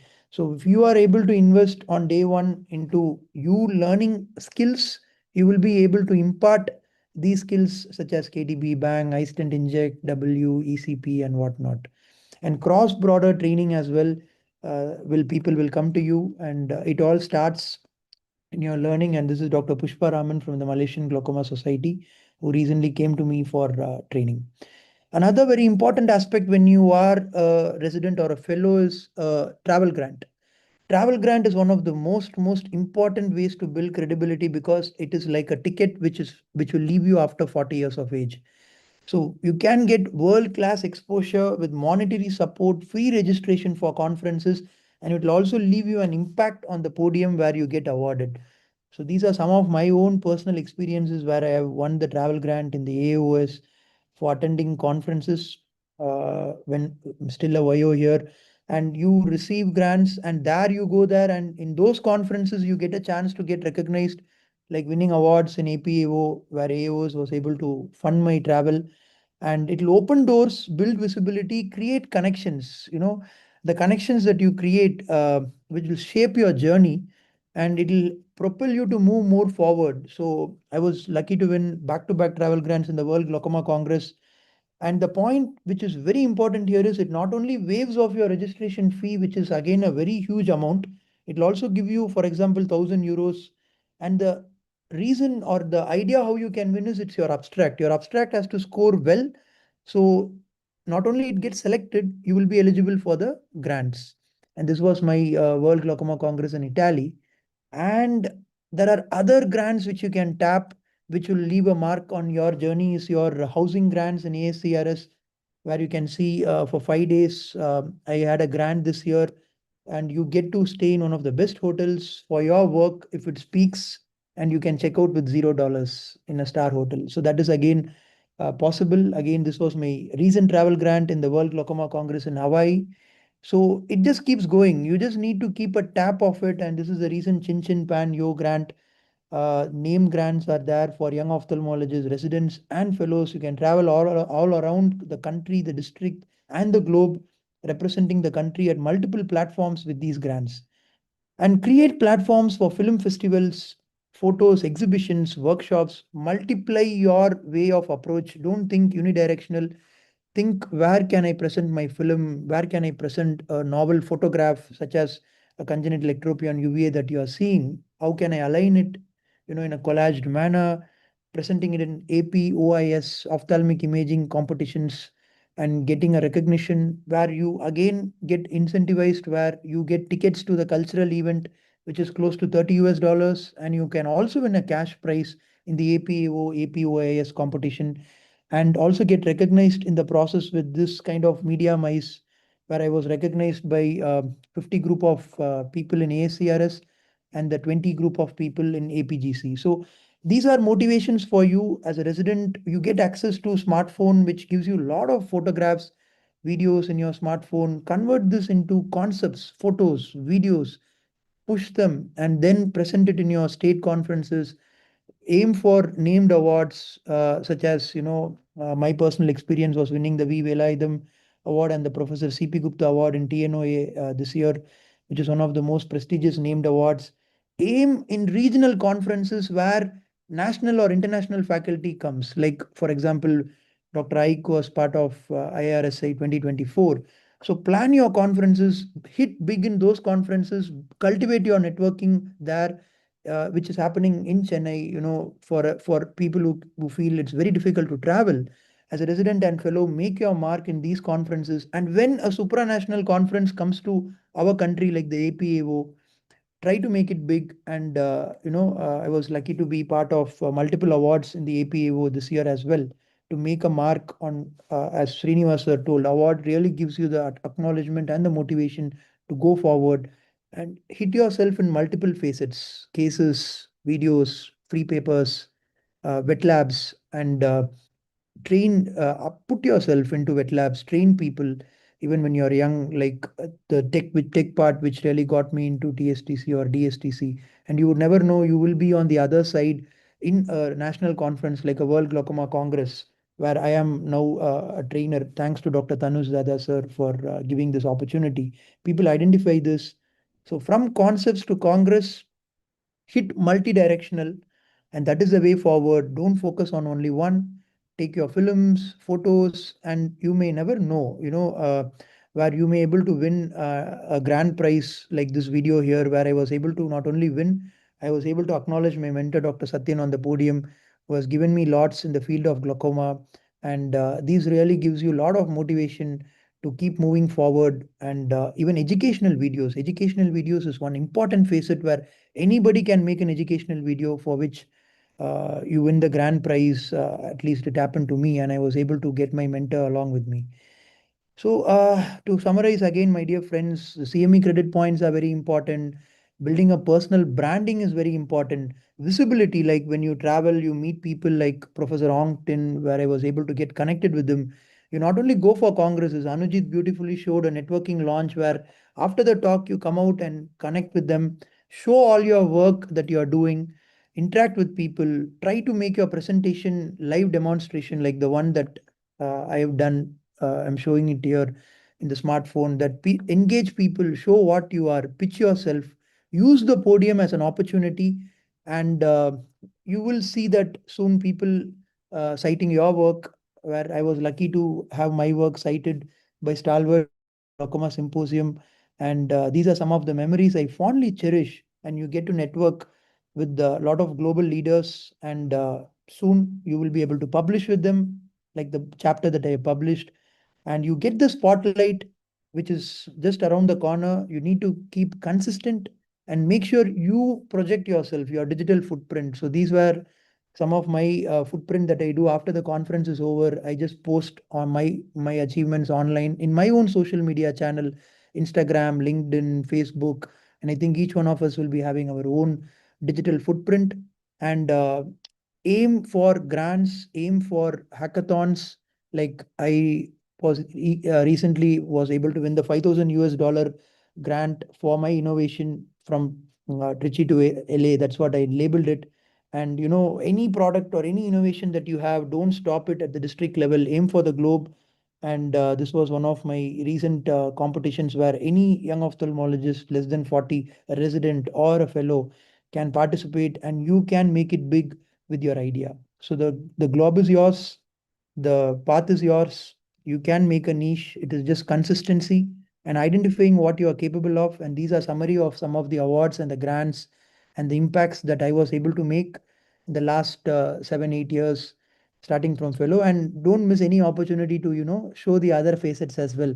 Just ending on a humorous note, breaking barriers beyond, where we were able to perform and sing. This is Dr. Pooja Kamar, myself, just shaking a leg with Kolaveri in Taiwan recently. So thank you once again, AOS, for the opportunity. So you start with grants, present and publish, go hands-on, attack multidimensional film festival photos, collaborate, peers, mentors, camaraderie, and from learner, start as a learner, move as a contributor for cutting edge education and research. Thank you for the opportunity once again. Thank you, Prasanna. It was a very interesting presentations and proud to see that you have achieved so many awards at a very young age. Thank you so much. You can just stop the screen share. Yes, sir. Like to ask before going to the panelists, a few things I just wanted to add to what Dr. Prasanna was telling is, my dear junior ophthalmologist or fellows and residents, whoever are there here listening to this, see, during the conference, also important is walk up to the leaders. You get the chance to meet the experts. Sometimes they are not, they might not be approachable to you in the daily routine, but conference is the place where you can just catch hold of them, try to talk to them during the tea, coffee, or the dinner, and make an impression that will last. See, for example, you want to aim a fellowship at X institute, and you know that the director of that institute is there and he's the program director. Try to approach them, try to talk to them, try to make an everlasting impression. Don't bore them, telling that I have done that, I have done this, I want that. Don't ask for help. Tell something which can be an everlasting impression for that. So when you go for the interview or you go for applying the job, that they will remember. So that always improves the chance of your fellowships. And most importantly is also visit the trade area when you're at the conference, because most of the discounts are now given at the trade area to know what's latest, what's trending equipments we have, what trending therapeutics we have, and also to cost to know for the future planning, what are the cost factors. So if you are trying to establish a practice or individual practice, these are the things which are very, very important. And set your goals. Make sure what sessions you want to attend. Plan it before. Don't plan it after going there. Acha, ye theek lag raha hai, wo theek lag raha hai. Never do that. You have the program brochure together. Sit in the morning and make a chart which time, where you want to go, and then start ticking it. That always helps you. So I think these are the few points I just wanted to add with what Dr. Prasanna said. Over to Sangeet sir, and then Radhika madam. Yes, Srinivas, I think I agree with you. Not every resident will get a chance to present on the stage. But even if you are attending, you should not just attend, you just have to show up. You should, if you are sitting in a session, you ask questions and you introduce yourself when you are asking questions, that and make yourself visible in the session. That is important. And once you have met somebody, you follow up with them. Send a message after the conference, just follow up. You see, exposure it's not just being seen, it's being remembered by someone. So if you are being remembered by someone, I think you are successful. And that conference, whether you are presenting or not, has acted as a catalyst in building your career. Jitendra sir, you are there? Dr. Jitendra Jethani. I think I just wanted to add one more, that please try to choose the conference which you want to apply for. See, all the ones might not be. See, if you are a retina fellow, going in for general conference might not be, rather than attending a Vitreoretina Society conference or a ROP conference, which might be of more importance to you during that fellowship days. So try to see, because you might not get leave to attend all the conferences in a year. So you might have some medical colleges say that you can have only 2 conferences, 1 conference. So that becomes very important to choose what you want. Right? That is very good. Yes, Jitendra bhai. No, I think it was a wonderful presentation, Dr. Prasanna. It was extremely informative and very inspiring also for people who, who want to attend conferences. And there was a lot of take home messages from that, especially about youngsters. When I was part of LDP way back in 2011, I think that was very recent. LDP had started. Try to use. There are so many layers to AIUS. LDP is a completely different program. Try to apply for multiple fellowships, travel grants. AIUS gives so many travel grants. There's so much is available, short-term fellowships. It was an extremely informative talk, especially for youngsters who want to attend the conferences. So many take-home messages. Wonderful. Thank you. Thank you, Jitendra bhai. So thank you, Prasanna. That's wonderful. we'll move on to the last four. Very interesting we have as it comes to the fag end of this webinar. From idea to impact, crafting an award-winning paper. So we have none other than Dr. Deepti will be presenting. She has won around 5 AIOS awards and then 4 awards in the midterm AIOS as well. So that's the reason why Deepti is here to present on crafting and award-winning free paper. Over to you, Dr. Deepti. Good evening, everyone. So at the outset, I would like to thank Bhavan Kule sir as well as Dr. Srinivas for this wonderful opportunity. So my topic for today is crafting an award-winning paper. So before we go how to craft, why is it important to win an award? Basically, it increases your visibility among the peers. The validation that your work is definitely worth being recognized is something which is more important. When you want to do a research, networking among your peers and with your seniors become important, and hence it increases. And when this free paper award adds to your CV, it's definitely a career advancement. Now that you know why winning is important, so how do we go ahead? Every surgery has pre, intra, post. Similarly, preparing a free paper and winning has a pre, intra and post. So pre-paper presentation, what's important is originality. Avoid any plagiarism from previously presented free paper or published articles. The paper should be significant in today's era. For example, if I'm talking about myopia progression in the era of DIMS, HALT, CARE, DOT, if I start presenting on bifocals, I think I'm out of the league even to be considered as a competitive paper. And AIOS has a criteria that to win an award, the paper should not have been published previously. So do take care of this part. So once you have decided this is gonna be my paper, now you have to submit the abstract. Submission of abstract is not tough. It just has a title, aim, methodology, results, and conclusion. What is important is in which subsection do you submit your abstract. There are 18 subsections for a pre-paper with respect to AIOS free paper. When you are a novice postgraduate or a fellow who is submitting a free paper, if you directly submit in cataract or maybe refractive surgery or vitreoretinal diseases where already the doyens are fighting for the free paper, the chances of winning decreases. Start with community, social ophthalmology, comprehensive ophthalmology, trauma, maybe the chances increases, and once you have placed your foot over here, you can go ahead into the major niche subspecialties. So now you have submitted your abstract got selected, you have got a mail. So now we have to prepare your paper. So this is your intra part. So the most important is the first part, first slide and the last slide of your PPT. The first slide is your title. Your title will have two parts. One is the scientific part and the other one is the non-scientific part.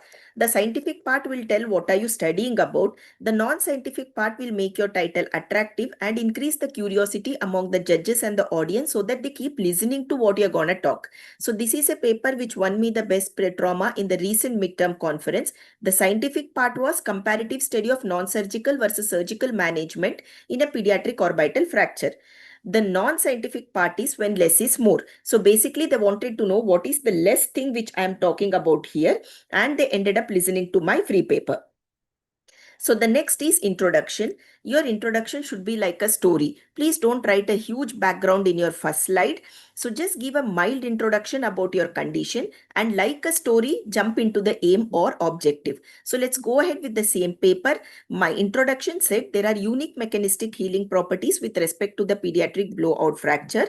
But the major problem statement is basically the indication and the timing of the surgery. Hence, my aim was so and so. So I have finished everything within a minute. Understanding that the judge becomes important, but not telling a story, and make sure whatever you want the judge to read has to be highlighted in a different color. So all those things which I want the judge to read has been highlighted in yellow color. The rest of it is there on the slide, but it is present in white color. The methodology should comprise of everything from research design, your inclusion, exclusion criteria, success criteria, what are the assessments you did in the clinical analysis, statistical analysis, everything. So then comes the results. This is the next important point of your free paper.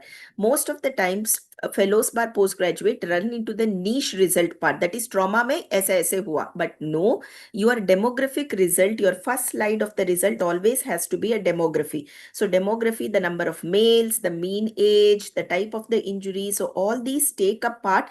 It takes 20 seconds, but it plays a very important role when you're presenting the results. When you come to the niche results, please do present it with help of some photos, images, with the help of flow charts, or with the help of bar diagrams, the pie charts, the mentioning of p-value, and showing that your statistical involvement in the result as well as the significance becomes very important. So finally comes the discussion. Here where this is the point where you mention your literature. Make sure you mention 2 to 3 important literature searches which you have done, out of which keep one as a major Indian research, because our research is being done in the Indian population. So comparative study, if it's better to be taken from an Indian research rather than taking from a remote US place where maybe the trauma, the analysis of the trauma may not be same as the analysis of trauma in a child in India. And make sure that your literature is as recent as possible rather than taking a literature right from 1960, even though it may be done from a doyen in ophthalmology. What was proven by these literatures and how your study was different or same is what has to be discussed in discussion. The last part of your study is conclusion. I said you before, the first and the last slide takes away the whole of the importance of your free paper. Most of the time, the postgraduates end up presenting. So in concluding, this technique is the most easiest and the most simplest way to treat a case of pseudoexfoliation cataract. Well, that everybody knew, that's why you did the study. Make your conclusion very attractive. So in the conclusion, there should be 3 parts. What we already knew about this, but what we did not know. And so what new did my study prove? For example, in the same pediatric study, we already know about the blowout fractures and trapdoor fractures, but we did not know what is the exact time when a non-trapdoor fracture has to be repaired in the children. And so our study gave this and this. So you are making the judge understand what was the lacunae in that corresponding segment and how did you address the lacunae in the last 1 minute, which really puts a huge impact on the judge about the study, what you have done. So these are, and then finally you present the references, which has to be written in the nomenclature, which has been provided everywhere. So then once now that your free paper is ready, there are few tips which is very important. The font of your presentation, it starts from 44 to 48 point in the title slide to 12 to 16 point in the reference slide. Times New Roman or maybe Arial or sans serif, the Calibri, these are some of the fonts which are most commonly used when you're presenting, preparing your paper. White over black or black over white is most commonly preferred backgrounds. And the number of slides plays an important role. The first box is the most important because our AIUS aims for a 6 minute. So keep your slides maximum up till 8 slides. Beyond that, if you cross the time is one of the easily takeable mark. And if you lose that mark, I think you're already out of the competition when you're fighting for so many, such a coveted award. And last but not the least, I think Sangeet sir and Jitendra sir has already mentioned this: practice. Stand in front of a mirror, practice yourself. And I have already mentioned how much time you should be allotting. Introduction, discussion, conclusion is 1 minute. Methodology and the results takes 1.5 minutes. So stress the point which is important and conclude the rest of it well within the time so that you don't cross the time. Finally, there are the other non-academic activities which you have to do something before you go into free paper. Find out who are your competitors. I always do this job. I find out who would be the toughest competitor for me. What is the topic which they are presenting? How can I make my topic more interesting than their topic? How can I make my PPT score over their PPT? So do enter into the mind of your competitor, do a telepathic analysis and prepare your free paper. Check on the judge who will be sitting for your paper. Not that you would be bribing the judge, but then there are so many favorite questions of each judges. So anticipate the question what this judge is going to ask me. Prepare yourself for the question. Do a background check about the favorite aspect of the judge. I think impressing the judge plays a very important role when you are answering the question with respect to the free paper. With all this preparation, I don't think so winning the best paper award becomes tough. Despite that, winning the award in best paper, single best paper award is not the end. This is something which I learned from Jitendra Jethani sir. I made a mistake when I presented my first squint paper. I won an award. Again, I presented the next year in the best for a squint. Even though I got an award, but it was judged as the best free paper, I didn't get an award because AIOS has a rule that for the next 3 years, you cannot win an award even though you can fight for Kalnal Rangachari. So then sir told me that you have to keep changing your niche for the next 2 to 3 years. Doesn't mean you stop winning an award. Go into other subspecialty. So that's when from squint I jumped into neuro-ophthal, from there to trauma, from there to community ophthal. So explore all the departments, all the niches, and finally again come back to squint. By then you're already 3 years of the rest period would be over. Then end up publishing. The award is not an award until and unless your name gets etched in the history, and that happens only with publication. So with this, I wrap up my talk, and all the best to all the postgraduates and the fellows who are now in the anticipatory mode for the best free paper. Thank you.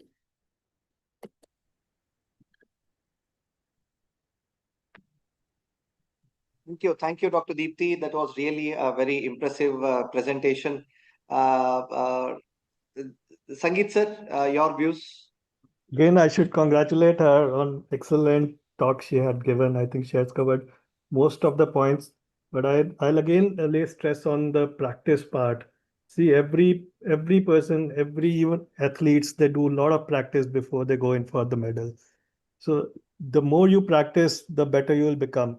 So, and you practice before your local institutes, in your district societies, before you're going to the state societies. So you might be rejected in your local societies. They will ask you questions, and then you revise your talk accordingly, and then you again reflect on your talk, and then present, and again that will make your talk better. And I think she has covered almost everything, but the only thing I need to stress is on practice. Yeah. Thank you, sir. Thank you, Sangeet bhai. Jitendra bhai. Yeah, just one thing which I did for last AIS was that you can again use AI. You can use your presentation, upload it to AI, and try to find out what questions can be asked. So that this is very recent. Before ChatGPT came, this was not being done. But you can do it. You can find out the abstracts of your, I mean, if you are very competitive. I saw Deepti just said that you can see who is presenting and who are the judges. That was really neat. I mean, I never did that, but that was really good.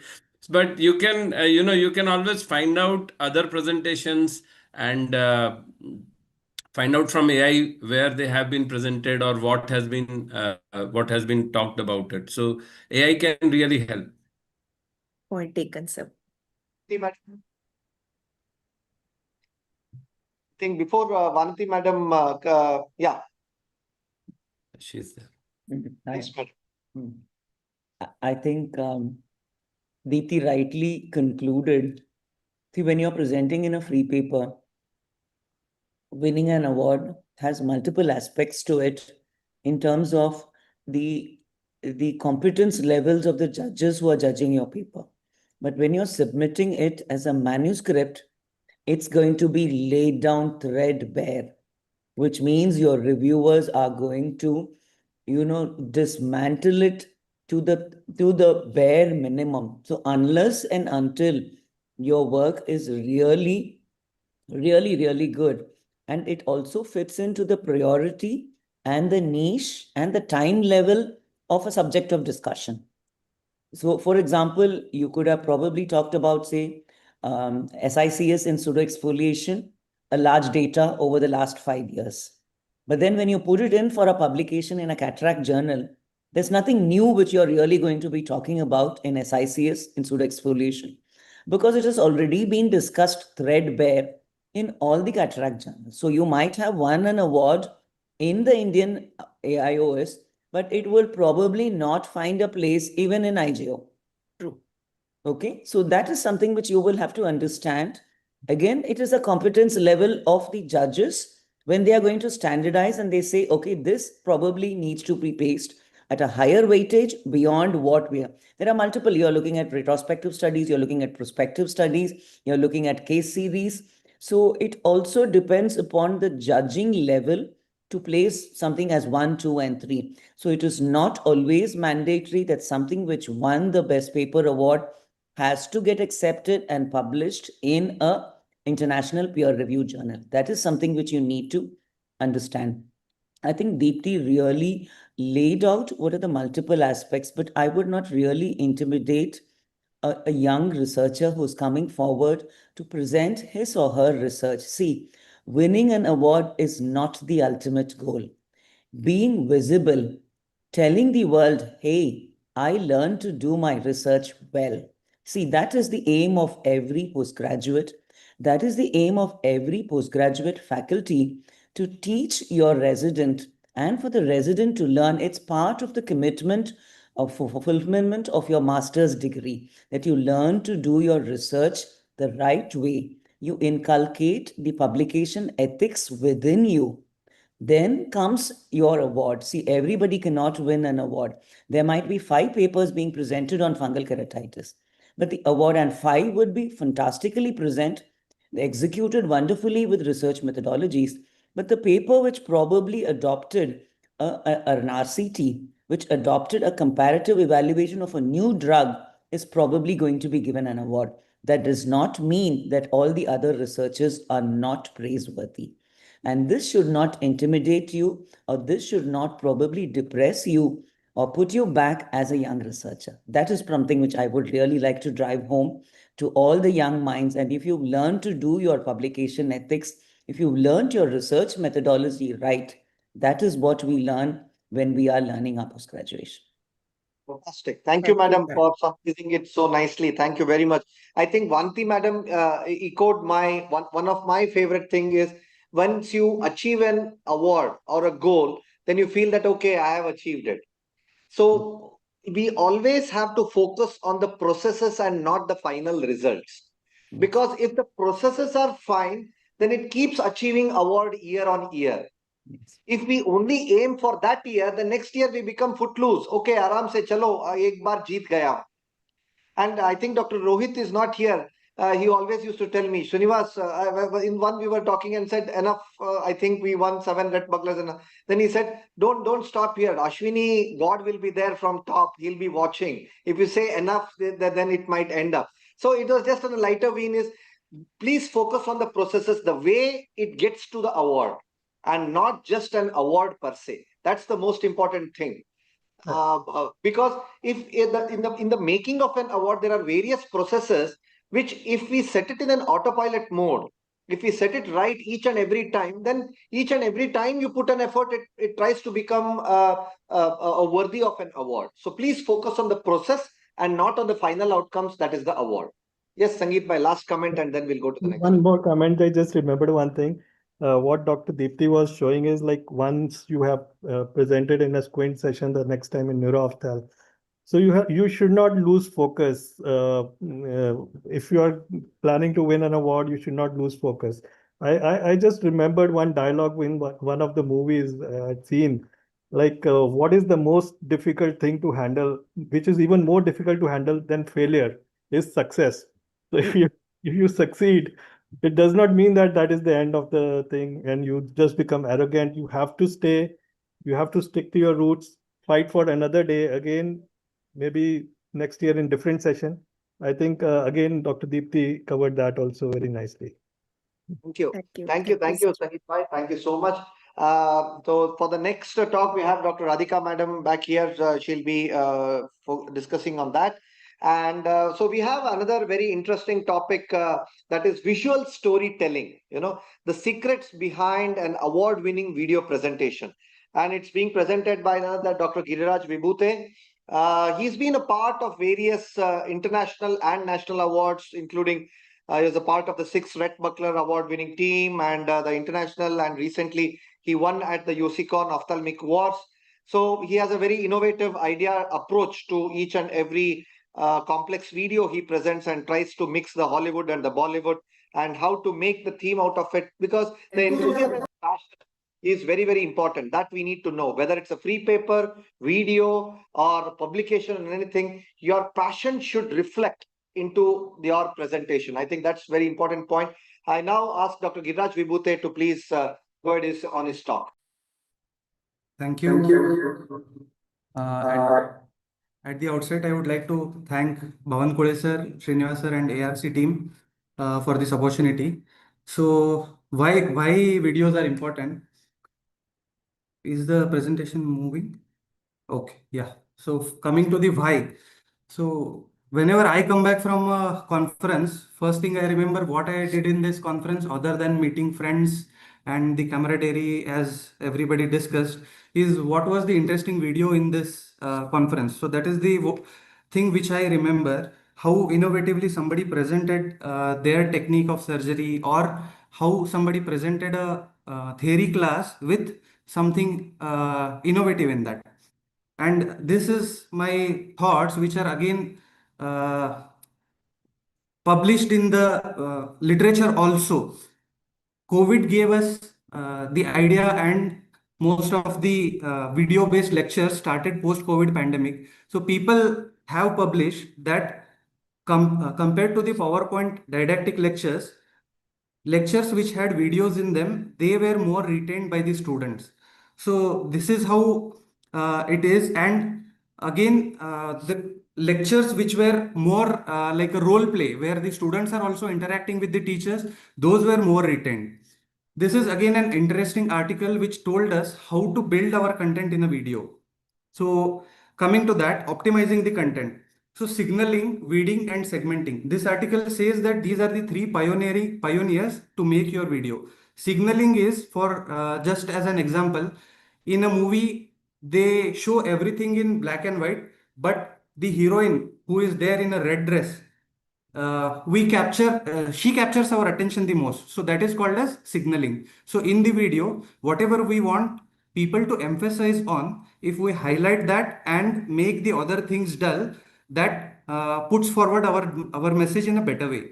Weeding, as the term itself tells us, that if your video has too much of clutter, people will not remember it. So it is in another terminology, it is just being minimalist. Focus on what you want to say. Segmenting is, if your video is longer, they say that you have to divide it into various chapters or segments, so that people remember at least one segment or two segments out of it, rather than the video, entire video. And out of the publications, they say that if your video is more than 6 minutes, many people start to doze off. So the highest retention rate is with videos which are less than 6 minutes, and the ideal is 4 to 5 minutes. Though in the recent generation, people are focusing on edutainment videos rather than purely education videos. So that is education versus interest. So after 4 minutes of a video, you can put something which will wake the people who might be dozing off. That is creating interest. Again, you have to maintain the balance between the education content and the interest content, making the video kind of a edutainment. So how do we build our videos is, we start with a challenge. We show the patient struggle, how he presented to us, or the clinical problem which we are dealing with. Then we show the intervention. We showcase our innovation or the challenging surgery which we did with a detailed surgical footage which is well recorded and well edited. Then we show the transformation, how our intervention affected or changed the patient's life. In our case, it will be the patient in retina surgeries. Obviously, initially he was not seeing anything, and then he started seeing at least something. So that is how we make our videos. Then we use patient stories, we show the clinician's expertise, and sometimes we use the patient's authentic reviews and testimonials too. Coming to learning the basics, I just wanted to show one small clip which we made using smartphone photography and all the free tools with very basic minimal software use. I just wanted to show all the postgraduates and fellows that it is not like it demands too much of technical expertise from your side. So this video was made using the basics. I don't have any financial interest in this video. The picture says 1,000 words, and the video, it definitely says more than that. In presenting a surgical technique and as a self-learning tool, videos are very important. Making them stand out from the crowd is a challenge. Let's think, how can we make our surgical videos just a little better? What are we doing inside and after OT? First things first, it all starts inside the OT. So let's go in. As we can see here, even if the surgeon is doing a great job, his recording will not be clear because definitely it is out of focus. The solution would be to keep the TV screen in front of the surgeon rather than behind him. What are the things which we miss? Even when an experienced surgeon is operating, he might be busy with the surgery and he may not even notice that the area where all the action is going on is not even inside the recording field. In such instances, it becomes the role of the OT boys or the assisting surgeons to inform the operating surgeon to bring the area of action inside the recording field. Another thing which we may not realize is how much of the zoom function we are using. We may be excessively zoomed out and miss out on the action, or we may be unnecessarily zoomed in, which is not required. We should aim for an optimum amount of zoom with which we can bring the attention of our viewers to the surgical steps which we want them to see. Here we can see a novice surgeon operating with excessive zoom out. And here we can see an experienced surgeon showing us what he wants us to see. So we should be aware of focus, centration, and the amount of zoom we are using. People like action-oriented videos rather than an idle or dull, unimportant screen. For example, in this clip, we see the surgeon doing proliferative diabetic retinopathy surgery. He's doing membrane dissection, and we are seeing how the membrane is separating from the retina. Now he is shifting to chandelier illumination for the bimanual surgery. Adding the pre-op and post-op image will definitely leave a lingering mark inside the viewer's mind. We should definitely avoid unnecessary speeding up for better understanding. My teacher always said the surgeon can operate only as good as he can see. So even the small measures taken to clear our path of visualization help us a lot. Use of graphics and analogies help us in better explaining the surgical concepts. Like the example of this bridge is commonly used to explain segmentation and delamination procedure. Here, image from a commonly used textbook is being used to explain the technique of conformal delamination. We should at least have a basic knowledge of our recording device, the connections, the cables, so that we are not dependent on the technician. We should record from drape on till drape off because we don't know when the things are going to get interesting. What to do after the surgery? We should keep a list of our interesting cases which may be needed for the conferences. We should remove unnecessary videos to avoid clutter. Backing up our important videos in the cloud is always a good idea. Learning a simple video editing software is quite easy and it helps us being independent. While making a surgical video for a particular event, we should know our target audience, we should know what kind of conference it is, and we should know the rules. Adding a personal touch is always helpful. A convincing and concise take-home message will always keep on lingering in the minds of the viewers. I hope this video will be helpful to anyone who is new in the field. So that was the simple video. And coming to the new thing in this, we wanted to show that a small 41 gauge needle, how it converts a surgeon into a superhero. So 41 gauge needle. It's our unsung hero, the underdog with a superpower. So this was generated with the help of AI. That is the new thing. AI is of course helping us to bring our imagination into a visualization. I'm sure Samir sir will be speaking more about that. So final thoughts. It is your vision and it is your story and it is up to you how you want to show it. So a compelling foundation, a well-documented procedure, well-recorded surgery, visual excellence, the efforts while and after recording the surgery, and dual engagement. You have to aim for intellectual engagement also and emotional engagement also. And aim not to just inform, but also to inspire. Thank you.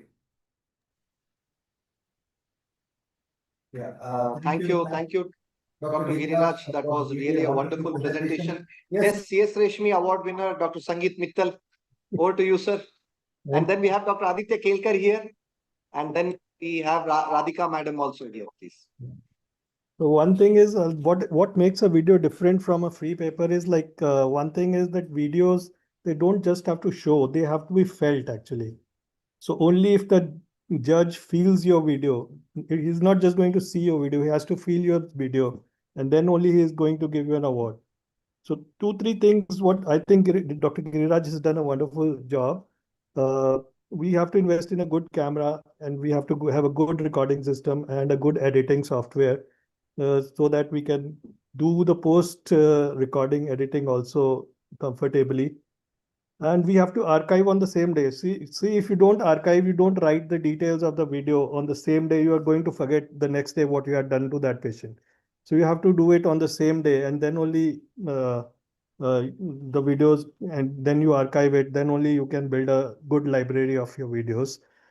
And again, you have to, in the video, what is different from a free paper is like free paper, you just you will be asked questions after the uh, after you have presented your paper. Video sessions generally they don't have any question answer sessions.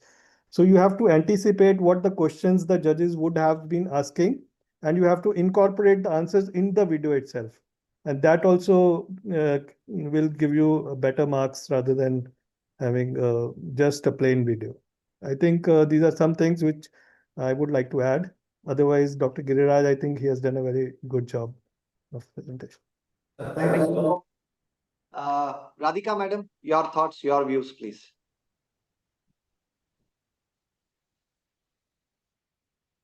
Sorry, you're muted, madam.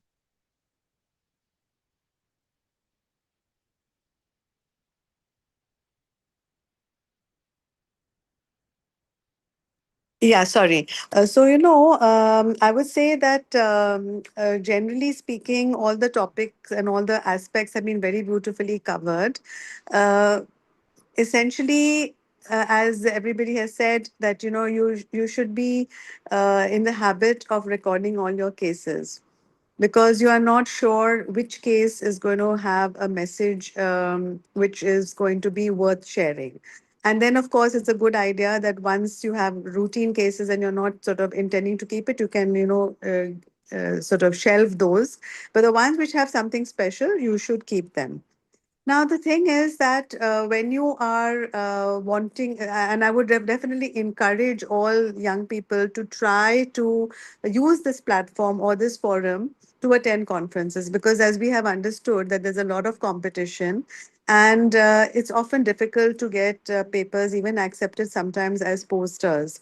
So this is another kind of an opportunity where your application is going to get, your submission will get accepted, and then you will get permission to attend the conference, because otherwise it sometimes is difficult for youngsters to attend the conference. And also it's an opportunity that you're showing your work, you're actively involved in the conference rather than just being a passive attendee.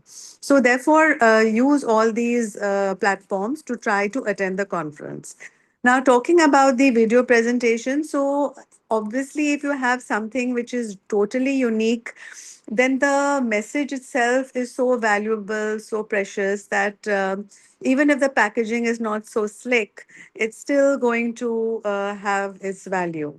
Whereas otherwise, you may have to spend a lot of effort in, packaging the whole thing in a whole kind of a fancy get up so that it impresses people.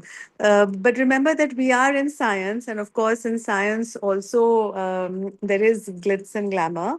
But I don't want the young people to get too carried away that they have to spend so much of energy on the fancy parts. If they have a very good message to tell, it's still worth sharing. And coming to the impression of the judges, judges are usually quite discerning, and they don't get too carried away only by the glitz and the shine and the whole packaging, how sort of perfect it is. Largely, they will give more value to the scientific content, but yes, certainly if it's very well presented, the person still remains in your memory that yes, this was a wonderful way that person presented. So whatever you do focus on doing it well. One or two areas which I'm still, there's lack of clarity, and I'm not sure why, is the concept of copyright. So a lot of people, they use music in their sort of videos, which perhaps the original copyright owner probably wouldn't care or wouldn't even come to know. But I would say that, as responsible people, one should be a little bit careful. If it's somebody's intellectual property of some music that you've used, that you're using, and you're just using it to enhance your video, it's good to know that, is it open source? Are you allowed to use it? I know it won't make too much difference and you may still get the award. But in terms of proper ethics and professional behavior, I think that this is something which at least people who sort of think this way, I think it's worth giving it a thought. And if you also use any visuals, say any clips from any movie or something, to sort of enhance the, conveying the message or giving the information, just be a little bit aware as to is it correct and is it sort of permitted. But otherwise, I would like to congratulate you all. So nice to see so many people. They've shared such wonderful ideas and very open in sharing their knowledge with all the youngsters. And I hope people who have attended will take many messages across and make efforts to sort of submit their presentation, submit their work, and do well in the future. Thank you. It was really so thank you, very kind words and very informative. We move on to the last two presentations. The very important thing is about the posters. Most of the time, earlier during my days in the residency days, it was only focus given on free paper, videos, free paper, and poster was considered like a sideline. Oh, poster bhej raha hai, chalo jaane do. But now posters have gained so much of momentum in these present conferences. I see even in international conferences, I saw that posters are given more and they are being called on the stage during the inaugural function, and but not the videos. So that is how I think the scenario, the momentum is changing. So for that, we have none other than Dr. John Davis Sakara. I think he recently won the AIOS free poster. That's why he's here today. He has won multiple poster awards. So we have selected the speakers who have been good in their own field and who have won multiple awards. So without wasting much time, last two talks. So we'll go with John, a very good innovator. He has been recipient of multiple awards as well. Over to John. Thank you, sir. Thank you for inviting me for this webinar. I have been listening to each and every talk with most attention, and this is something which I'm going to share to each and every one of my postgraduate students and all my colleagues as well. So let me just start. Is my screen visible?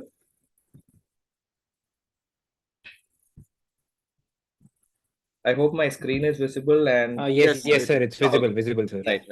So let me just start. No financial disclosures. So lots and lots of awards, but many of them, it started with posters.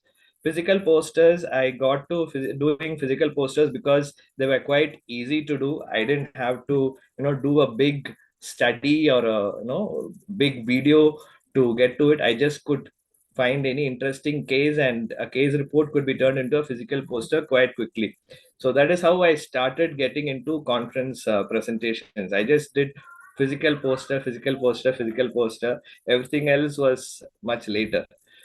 So if you look at the conference possibilities, you have paper, video, innovations, which was another thing which interested me and I went there, poster and e-poster. And if you get your abstract accepted, that is often your ticket to attend a conference, in the sense that you get permission to take leave, you get to go. If you don't have even a poster, then you're not allowed to go. So that is some of the reasons. So it's quite quick and simple, and I would say all postgraduate students, if you want to get into the habit of attending conference, you should present something. You present a poster, start with a poster. It has a higher acceptance rate. It is easy to complete. So if you plan to do a paper, a study, it takes a long time to go through the nitty-gritties of doing the whole study, and you may often not complete it. And videos, if you can, yes, they are good, but posters are the easiest and easiest for the postgraduates. You can do it as a case report, you can do it as innovations. So that is what I have been doing for many of my posters, and they are quite impactful at presentation. You stand with the poster, talking one-on-one with people, telling them and discussing with them about your idea. So that is very impactful, and you have that bilateral interaction, and sometimes you get to be on the podium and you have Hyde Park and all these things. Poster is the way to go. A great poster is has to be attractive, it draws attention to it, and it also has to have good substance. So both are quite important, but you have to pull in the people by making the poster attractive. That is quite important.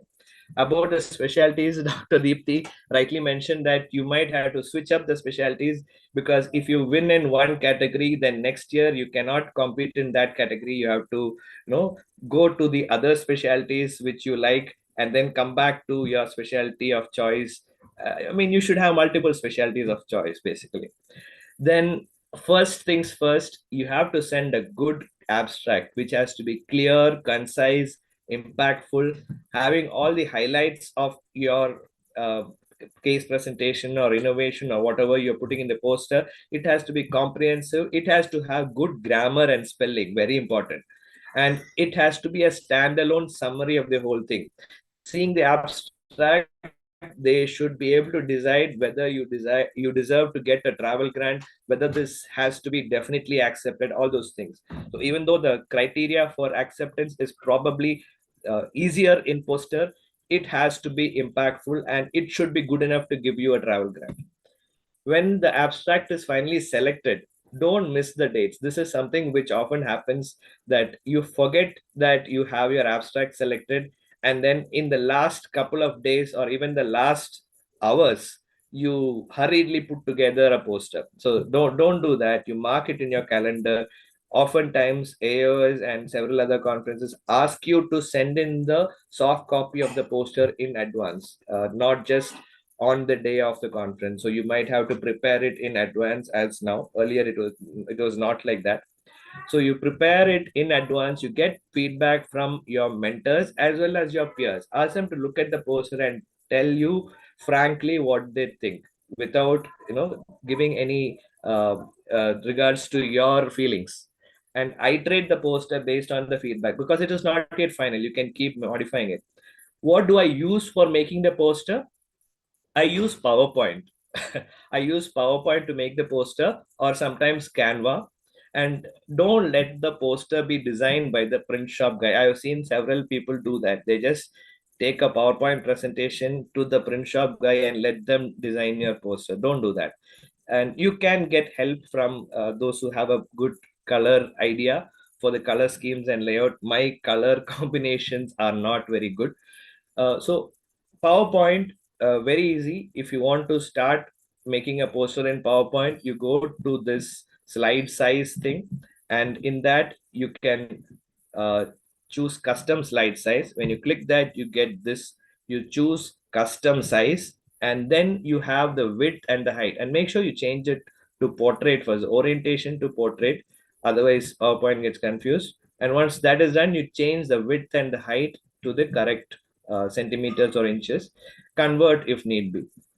And then one very powerful tip in PowerPoint, if you just simply do this and create export a PNG or a JPEG or whatever, by default it exports in low quality. So you have to follow this link which is in this QR code to edit the Windows registry to allow you to export at a higher resolution. So this is there in this link over here if you want to go through it. But basically you go to the registry editor, you go to this particular branch in the options, and then you change the export bitmap resolution value in decimals, not hexadecimal, decimals, to 300 dpi, 300 dots per inch.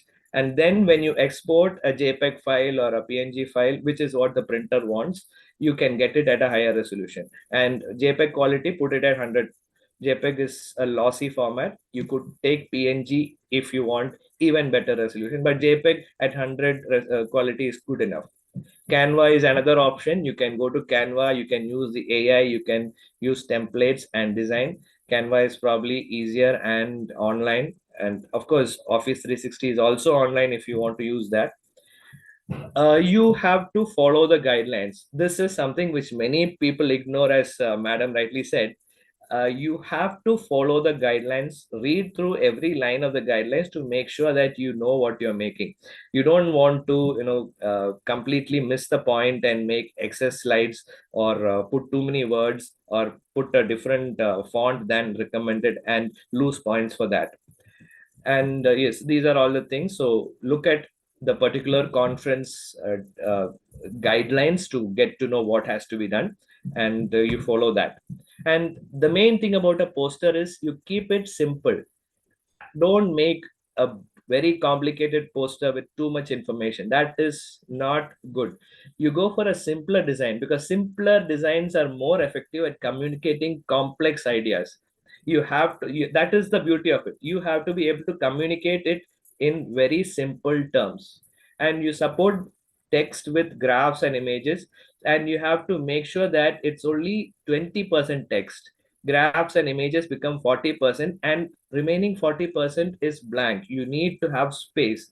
Don't fill up the whole area. You have to have space for the for the balance.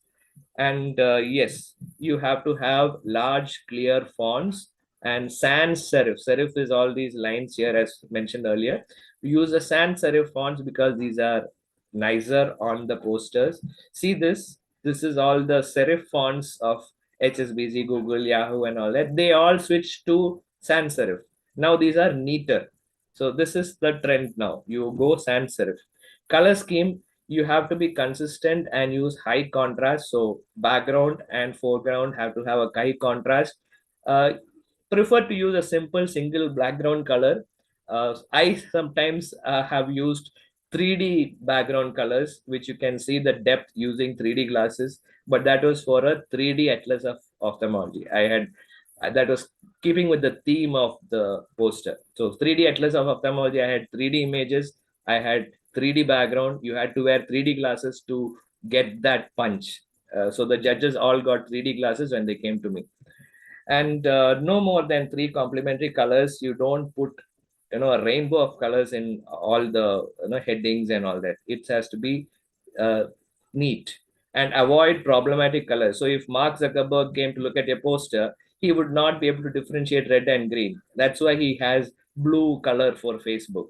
So don't put red green. You might have people who are having difficulty. Even if you look at these bright red colors, it hurts your eyes. Don't do that. Make the title pop. The title is a first impression. Make it concise, informative, ideally less than 10 words, and all the words should deliver a punch. You see, it should be something like 3D printed, AI guided something. So that has to give a punch, and it should pull the people in to read the rest of your poster, because that is the title is what is can be seen from a distance. And you use bullet points and bold text to make the key takeaways stand out. And when you're presenting your poster, you have to be prepared. Know the rules of the game. So you study the presentation and examination requirements. You see the previous winner strategies, and you have the judge's perspective. Madam had covered that earlier. So you see all those things, you know what to do, and you will be standing there for 2-3 hours waiting for all the judges to come, and you might be hungry, you might be thirsty. So in addition to visiting cards, we have to have visiting cards, because people who are interested will see your poster and ask for your information. Be ready to give it to them. Visiting card, QR code, whatever. Bring extra pins or adhesive tape in case you are not sure if the poster area does not have that in good number. A notebook or something, or even your phone is fine to note down the new ideas. And make sure you have snacks, water, good shoes, because you'll be standing for a long time. And you bring, if you want, you can bring A4 copies or smaller copies of your poster or summaries. with your contact information, because not only for the judges, you will have other people coming to you and saying, this looks interesting, can I have your contact, I would like to do the same thing, or I would like to collaborate you, I have an idea. You have to have your card and some information. And never read the poster. The poster is a prop, it's a guide, it's a visual aid. You use it to guide your conversation. You maintain eye contact with the audience examiners. You should know your poster by heart, and you should not tell your poster by heart. You should not read your poster by heart. You practice your synopsis. You should have a short, a 4 sentence pitch, so that when somebody comes, you say, I'm talking about how you 3D printed a fundus camera, and then you say, would you like to know more about it? So that is how you bring people to look at it and get interested in it. You stand to the side of your poster, don't cover your poster. And you also look at your poster interestingly, so people will see, hey, what is this guy looking at? And you focus on your dialogue. You have to have a two-way communication when you talk about your poster. You should have short descriptions. You should not go into a big monologue of the whole thing. And during the judging and session, when you are supposed to be presenting, you have to be present and punctual. Be there during and actually before the designated time. And you have to have, if you're not available, you have to have some backup, because if you don't have a co-author on your poster and you are unable to go for the conference, a poster cannot be presented. But if you have a co-author who's definitely going to be there, you can ask the co-author to present on your behalf, a presenting author or a co-author.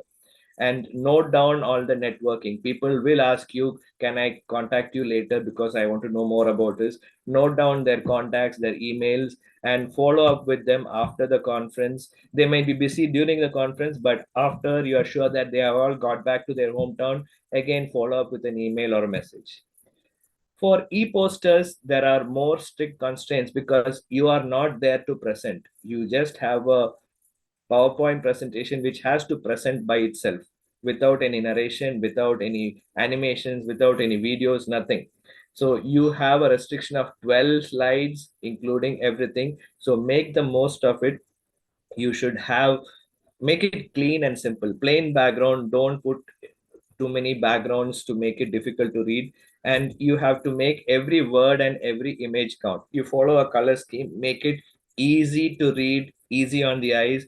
You remove background for appropriate images. Don't put too much clutter. Incorporate QR codes if required, because that is not in the rules. You can give more information like that if required.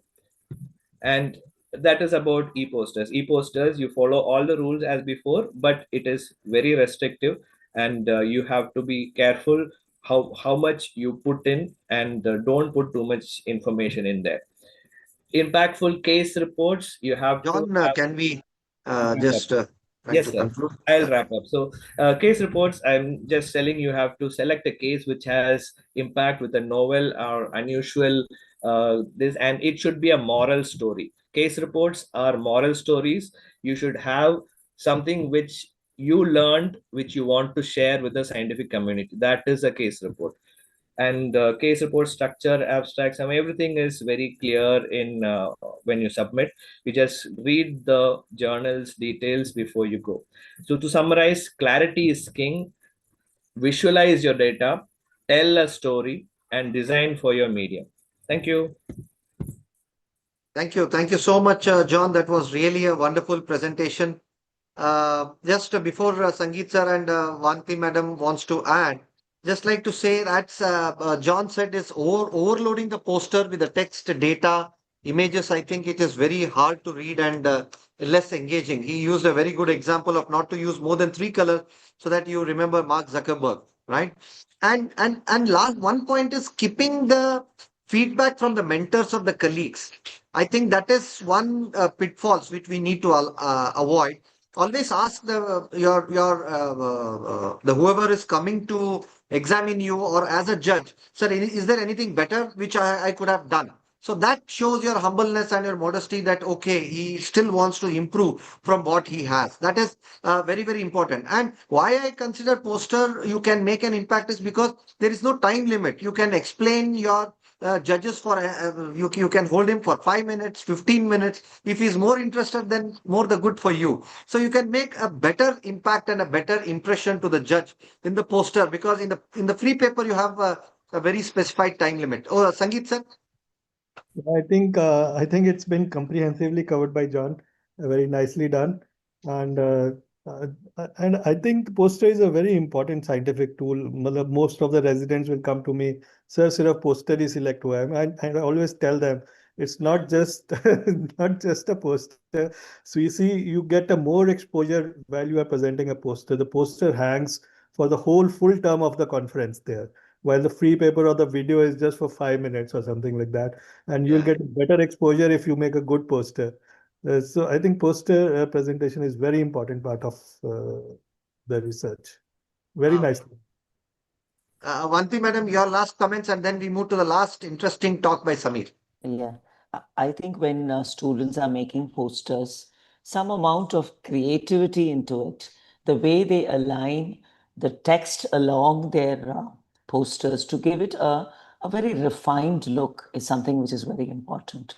It should be catchy. It should not be crowded like a textbook.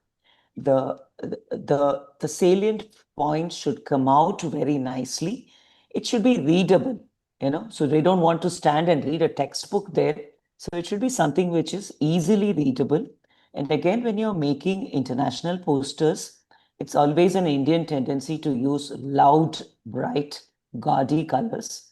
Please remember, you get your message across when it is subtle and it has the English pastel colors in it. It gives you a very good appeal to those who are examining. And one other point which I would always like to make is be mindful of red-green color blindness. This is something they do look upon, that the color of the fonts which you use also will have to be. Some of the international presentations do highlight that you will have to pay particular attention to this.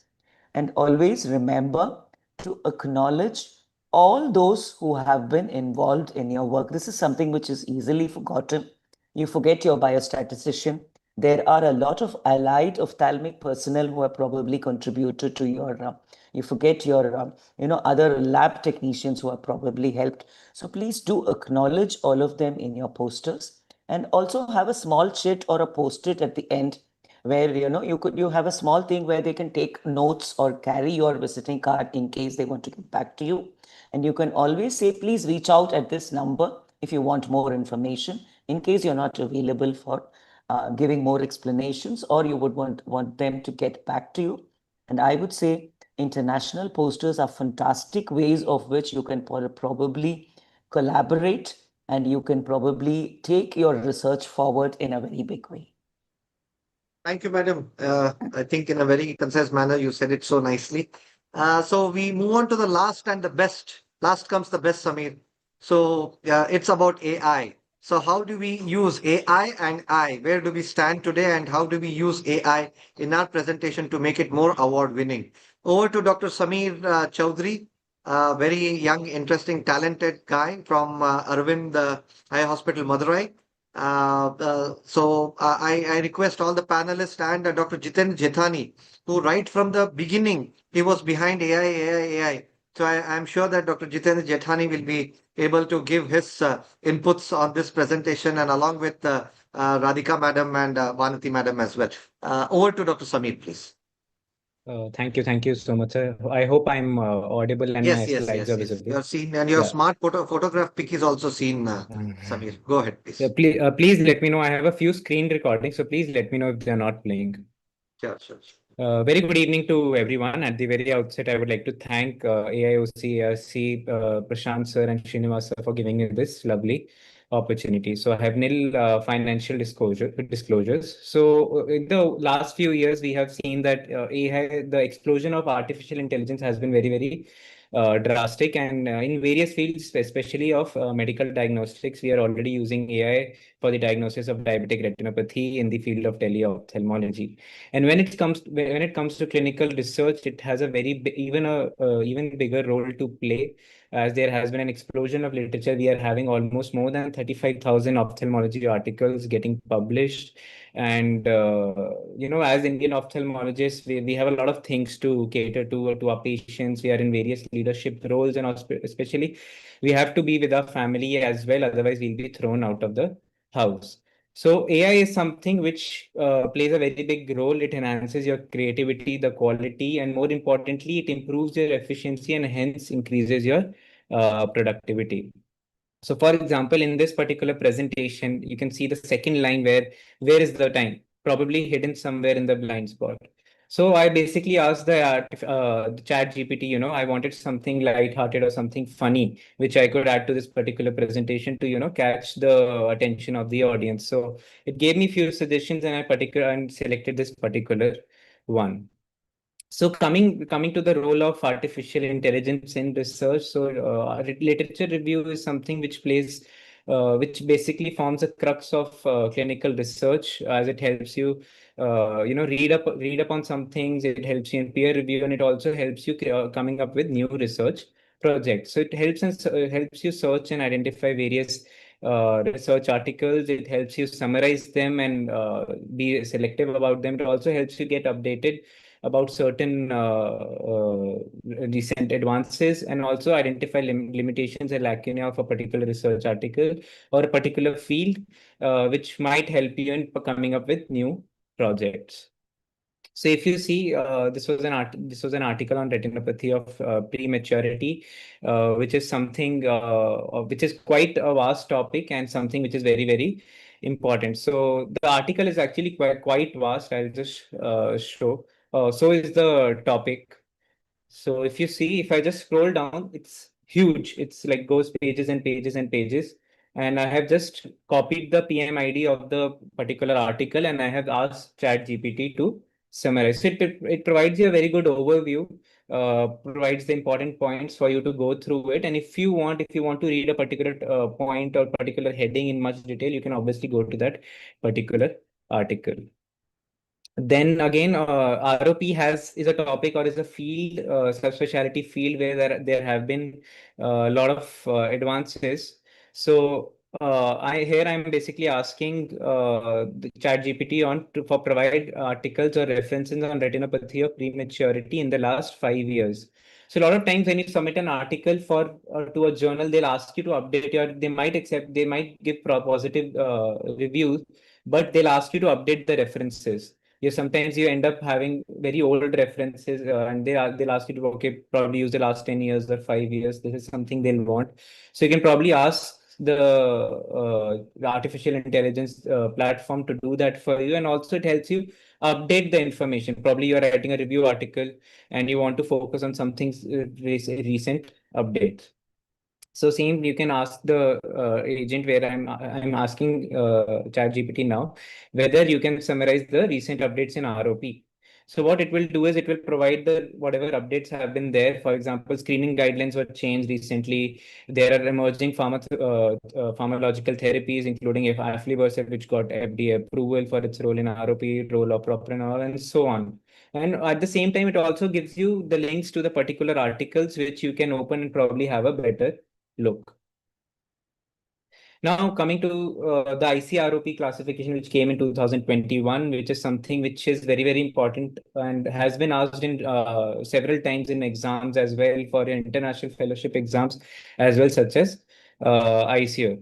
So this is again a little a vast topic. So what you can do is what I did was, when I was reading it, rather than going through the entire article, you can just ask the ChatGPT to summarize it for you, and it does it a very good job. It tells you what it keeps from the earlier classifications, what are the new and the refined features, and the various stages, the various zones, the plus and pre-plus disease, and in the end, it will ask you to whether prepare a concise table for you to just to have an overview. So here it provides the various zones, the definition of the various zones, the clinical significance, same for the various stages. Now, this is again an article. Suppose you don't have the access to the full article. Probably someone shares the PDF for you. So this is an article on linezolid case report explaining its visual recovery. So what you can do is you can probably just drag the PDF in the AI platform and you can ask the agent to summarize the PDF for you. And if it finds appealing, if you think that it has something to offer to your knowledge or to whatever you're working on, you can probably then dive into a deeper level.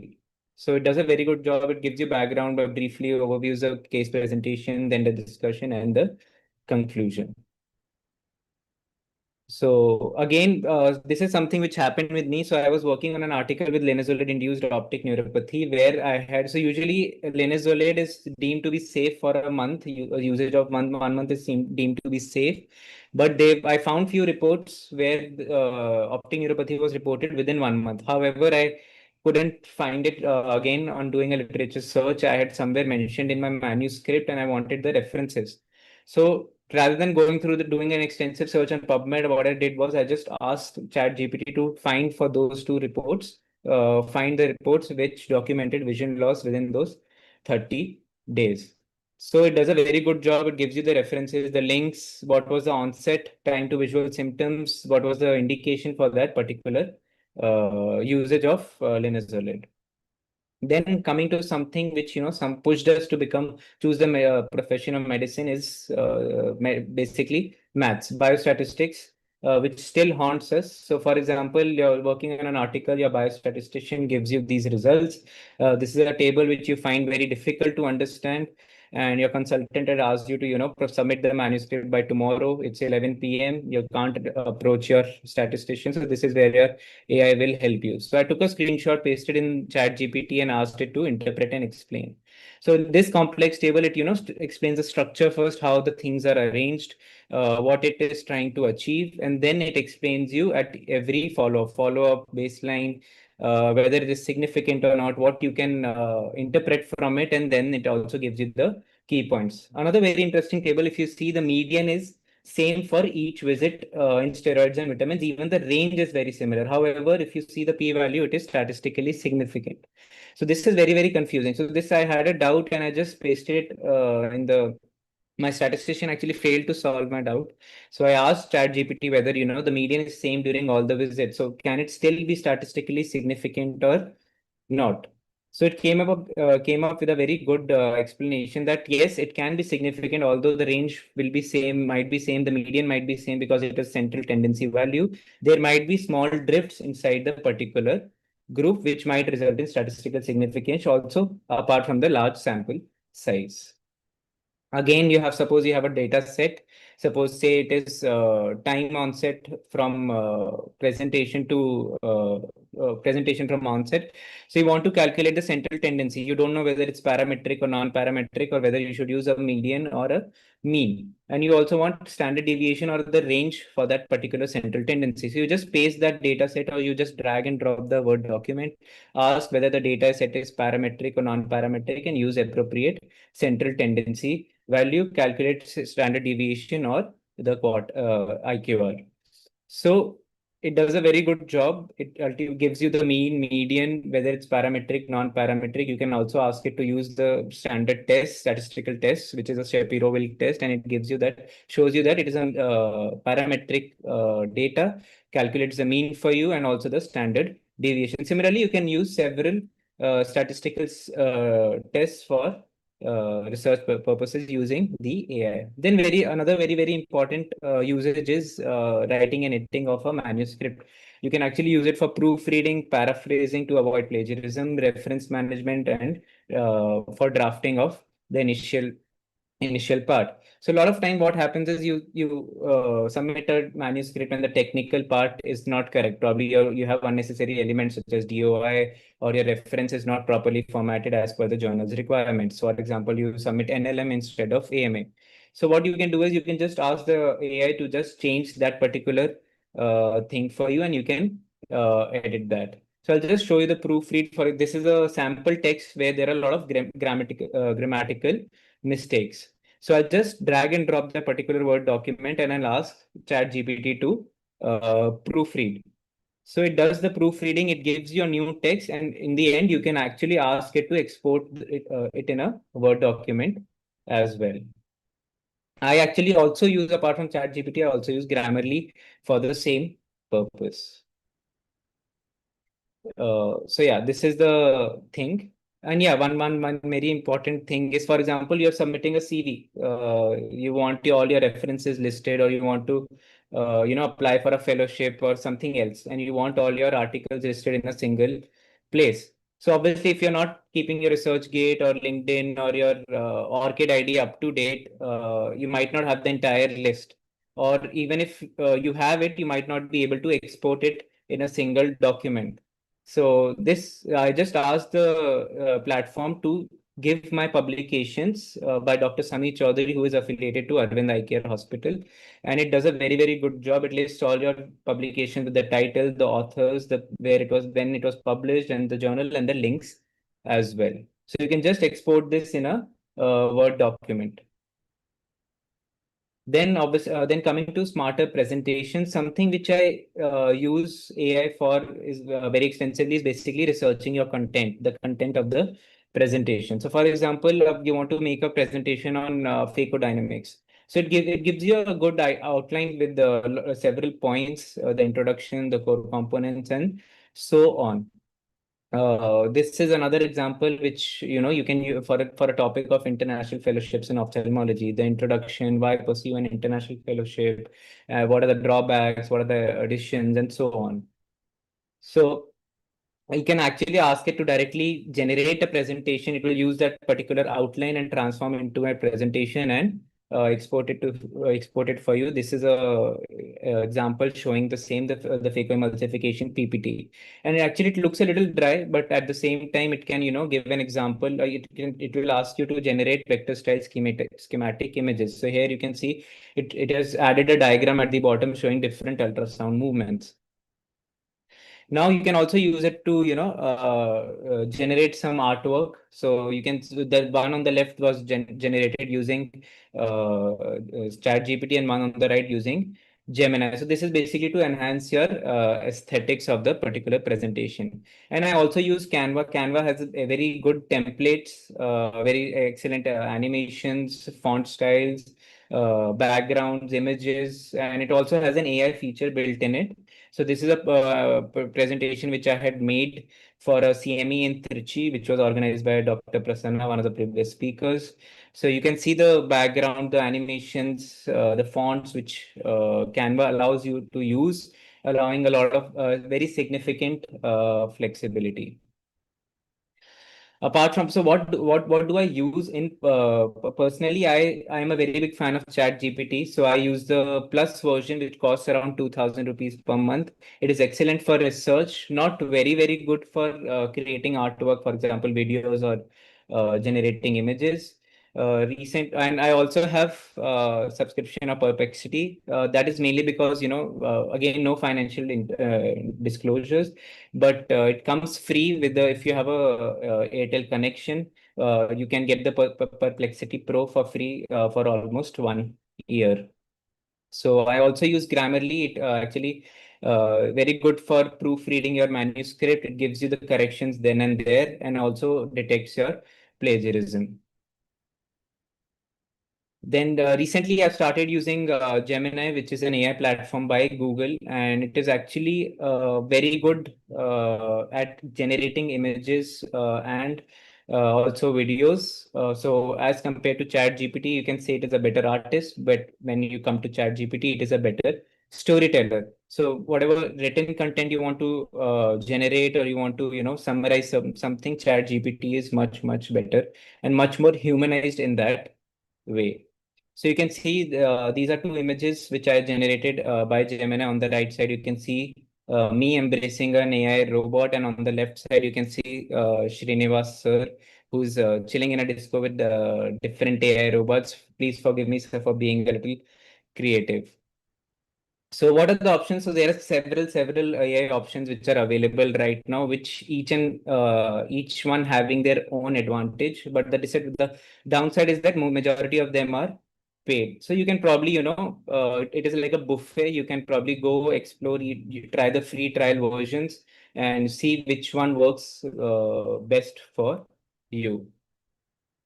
So the caution should be exercised because AI is not always correct. It may hallucinate references, make a PubMed ID. So it is always better to cross-check whatever you are working on or whatever AI is feeding use. A lot of journals have restrictions or they require you to disclose artificial intelligence usage. So already Arvind Eye Care system is working on the integration of artificial intelligence into their EMR. So at a point, there will be a point where, it will facilitate drastically in automated data extraction from various investigations such as OCT data, biometry data, and several patient data, which will drastically simplify clinical research. So to conclude, AI definitely accelerates your research and presentation work. It definitely enhances quality by several times, but we should always validate whatever outputs are being generated. AI is ultimately your co-pilot and not your captain. So it is a high time that we embrace artificial intelligence to stay ahead in the academic growth. So thank you so much for the opportunity. I hope this was useful. Thank you. Thank you, Sameer. That was really a wonderful presentation. I think all eyes on Vanati Madam now. Madam, you are the editor of Indian Journal of Ophthalmology. Now, if all the papers, publications are written by AI, I hope there is another AI tool to detect how many of the composition of the article has to be written by AI and how many has a little bit of humanoid this thing efforts into this. I'm sure you must be having those kind of detectors to use that, because some publications, some papers, they say that only this much percentage is allowed for AI and this much is not allowed because you need to have your interventions as well. So now he has told so good things about AI, and I'm sure that we'll look into this presentation again, Sameer. Madam, your thoughts? How are you going to handle the IGO in the coming future? Well, I think it's a very challenging scenario here with use of AI, or I would rather say integration of AI into research writing. That said, I think the challenge comes in you learn to use your AI intelligently to help you function as a good researcher, as a good author, as a good writer. And you do not become a slave to what AI is writing and giving to you. Again, you can use your AI effectively to help you to perform as a reviewer. But remember, AI has heavy hallucinations. Heavy hallucinations, if you really put up and say, okay, give me articles where aflibercept has been used over the last 1 year in ROP, you might probably, if you're not an avid follower of literature, 4 out of the 15 which it's presenting are hallucinated articles. And if you are not a seasoned researcher, you would probably not be able to pick it up. And mind you, a reviewer who is really into the field will immediately reject, and that author will get backlisted forever. I might be seeing 300 manuscripts submitted every month, but I can tell you 10 Chinese authors, the moment I see their names, my red flag flies high. Okay, so You that's need how to I take always say. lectures now for the reviewers also, Yes, because most we of are the going to time do a they series are on naive. that. We are And working they on think that. that Yes, it's a yes, beautifully written, and then most of the yes, reviewers might give that. But I think the absolutely, initial screening has to be done by your end, absolutely. and then So probably I giving think, it to the reviewers. yes. So, I think Sameer is experienced in using ChatGPT. So he knows how intelligently to integrate it to help him work effectively. But if it is a novice person, he would probably he would probably not understand how the AI is cheating him. So that's going to be important, that you learn to understand how to integrate it to help you and not to make you a victim of using AI. That's very important. And currently, we do not have anything which is really going to.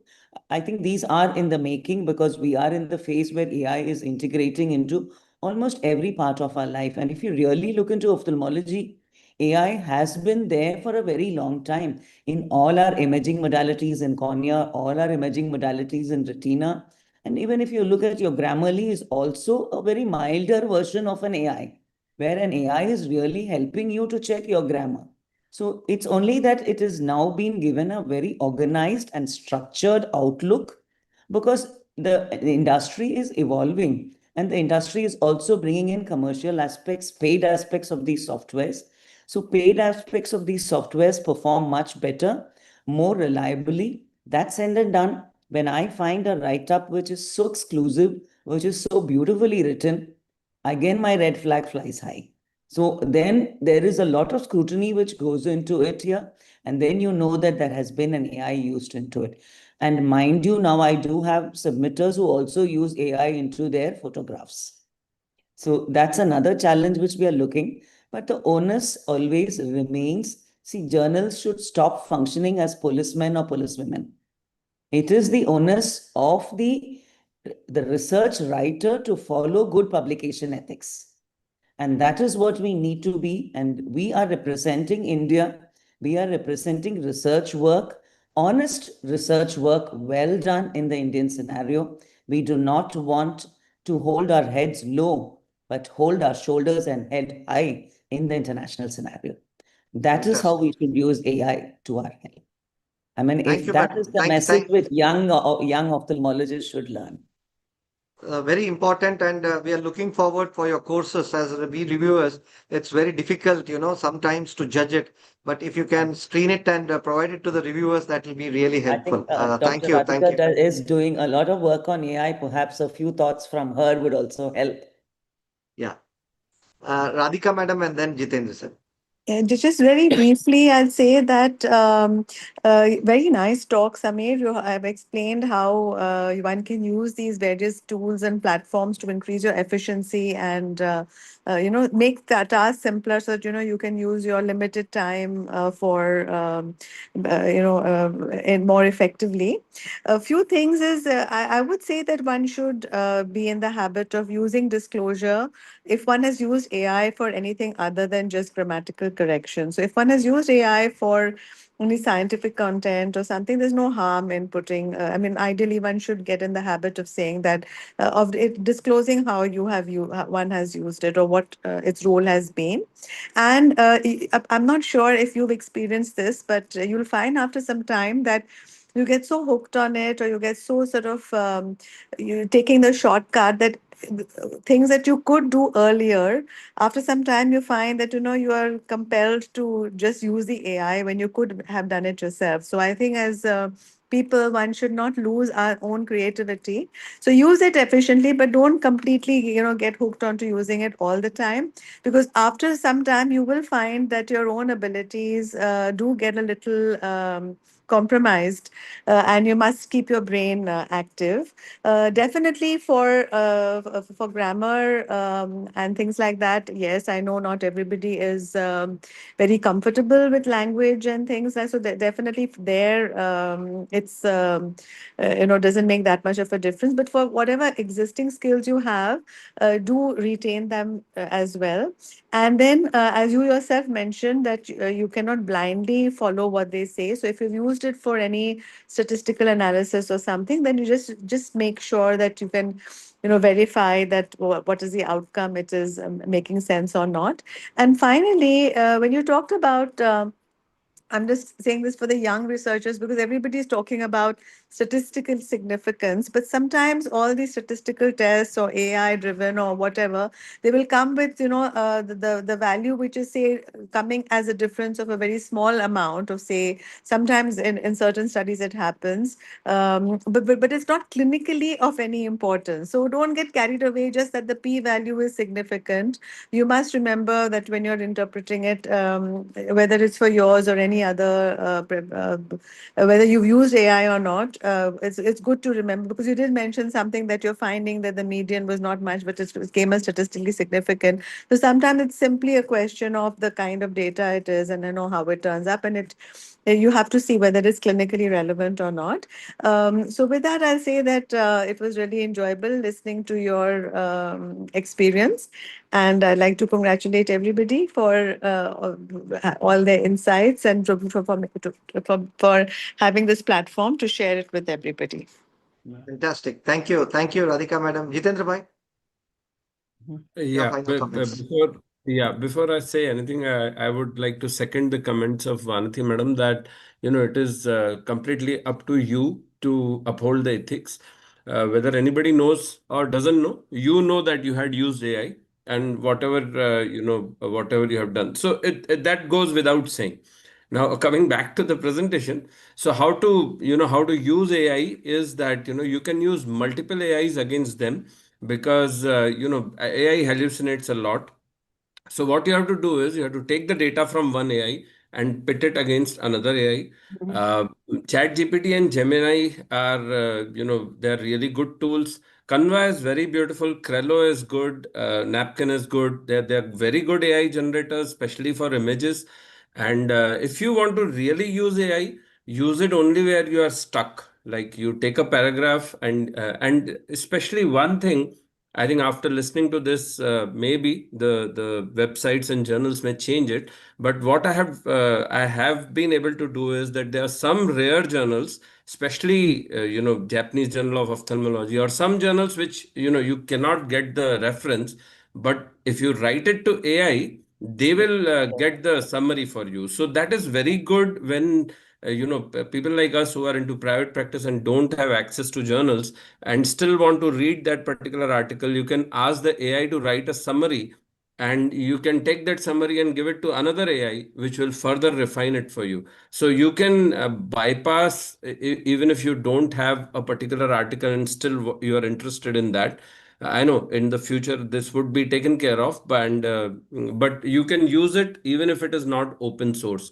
So use AI against AI. Yeah. Yes, Vanati.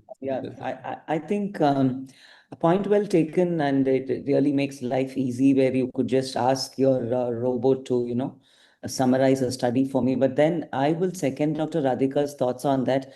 I always thought when you put in and ask the AI what it thought about a particular study, it was sort of putting in that a bias factor into your inference. When you probably read that particular paper, the way you would have interpreted what the author is trying to tell you would be totally different from way the AI is interpreting. So it is introducing a bias in the way you are looking at the conclusions. This is something which I did think sometimes it could be maybe 50% of the time or 60% of the time it's correct, but there is a 40% factor when you probably the inference which the AI is giving you is something which is not what the author was intending to do. So that is what the human mind really sees. And Dr. Radhika, I think she wonderfully brought this factor out here, that please let your brains work.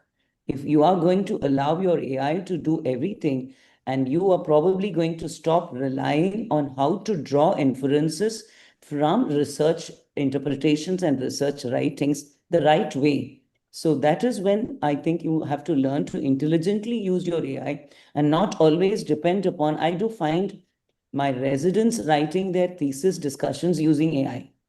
Now I've been seeing this for a couple of for the last few, and I find, oh my God, I'm really the first candidate who wrote it. I said, this person is fantastic, and this person has written a wonderful discussion.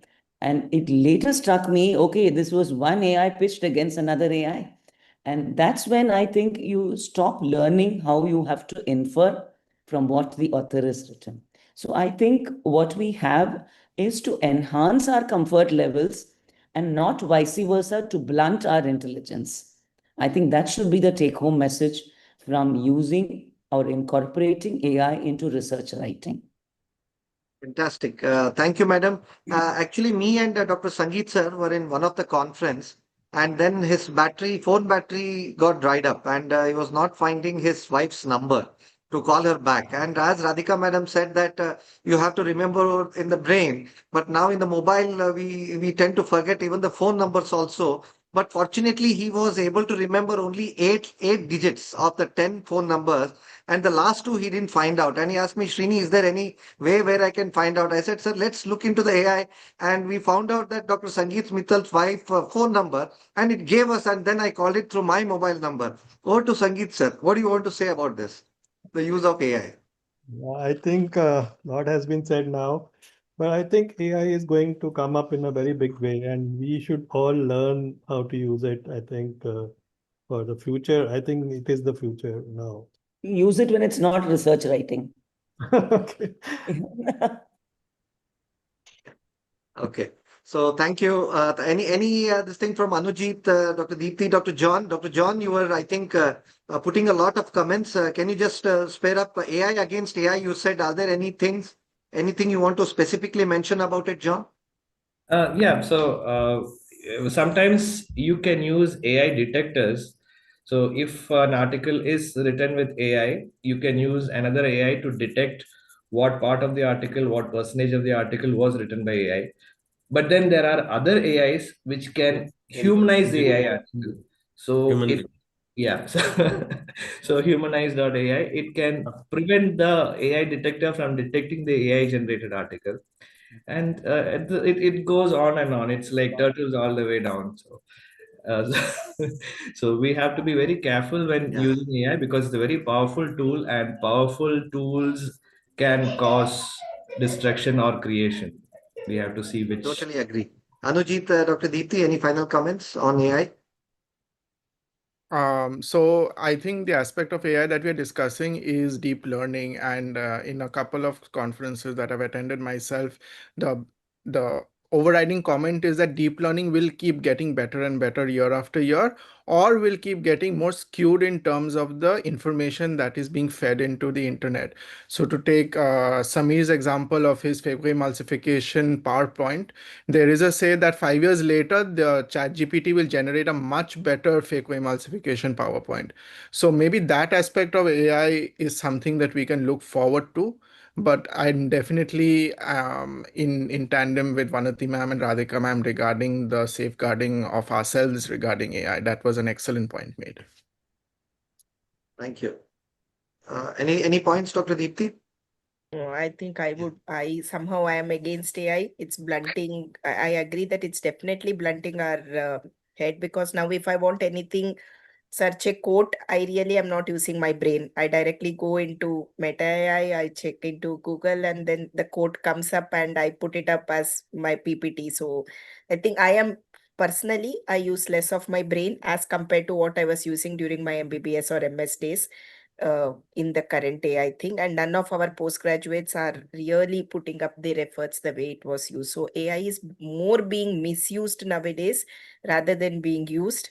I think what ma'am said, it should be restricted to that Gemini making up ourselves pretty part, rather, which is current vogue. Everyone is wearing a sari and flowing up. I think that is the maximum we should be using AI, because every paper is coming up overnight because of the AIs, something which we really don't know if these papers have to be believed when we are going to use this same newer technique as our surgical procedures, because the papers are being generated overnight. I think this really is going to be more harmful to us as compared to what it was previously, when we used to sit and write for months together a paper. Thank you. Thank you so much. I think all good things come to an end. And thank you very much, expert panel, Dr. Radhika madam, for sparing a good 3 hours. That is very, very important in spite of her busy schedule. Heading the RPC, I know there are a lot of things, a lot of challenges. But thank you very much, madam, for giving your time exclusively for this interesting webinar. Thank you, Vanti madam, for being throughout with us, and we hope that the more things will come out from the Indian Journal of Ophthalmology about this AI-related resources as well. We are looking forward to it. Thank you for being a part of this. Thank you, Jitendra Bhai. I know he's in Guntur attending the AP conference, but he said, I'm not going to party because this webinar looks more than a party for me. So he missed being the part of that. And thank you very much for being a part. And of course, Sangeet Bhai, Sangeet Mittal is always, a part where he encourages most of these youngsters. And I've seen him, he logged before me. And then he says, Srinivas, I will again look into these talks after we end this webinar. So thank you very much, Sangeet Bhai. An excellent talk by all the speakers. I think you have left no stone unturned. And then we'll come out with these specific cuts of these things, and then we'll repost it back, and we'll also put it on the YouTube channel. I would like to thank our chairman ARC, Dr. Prashant Bavankule, and also the support admin, Mr. Sunil from AIOS, and not to forget Mr. Tushar from ARC team, who has been very helpful in making all these things, and not to forget Dr. Giriraj Vibhute, who has helped me in making up this beautiful webinar and crafting it so well. So I think it's a time to say goodnight to all of you. Thank you very much. And we'll hope to see you all again in the forthcoming interesting webinar. We'll come out with more different niche topics and innovative and creative ideas. So thank you so much, everyone. Have a good night. Thank you. Good night. Thank you. Thank you. Thank you. Thank you. Thank you, everyone.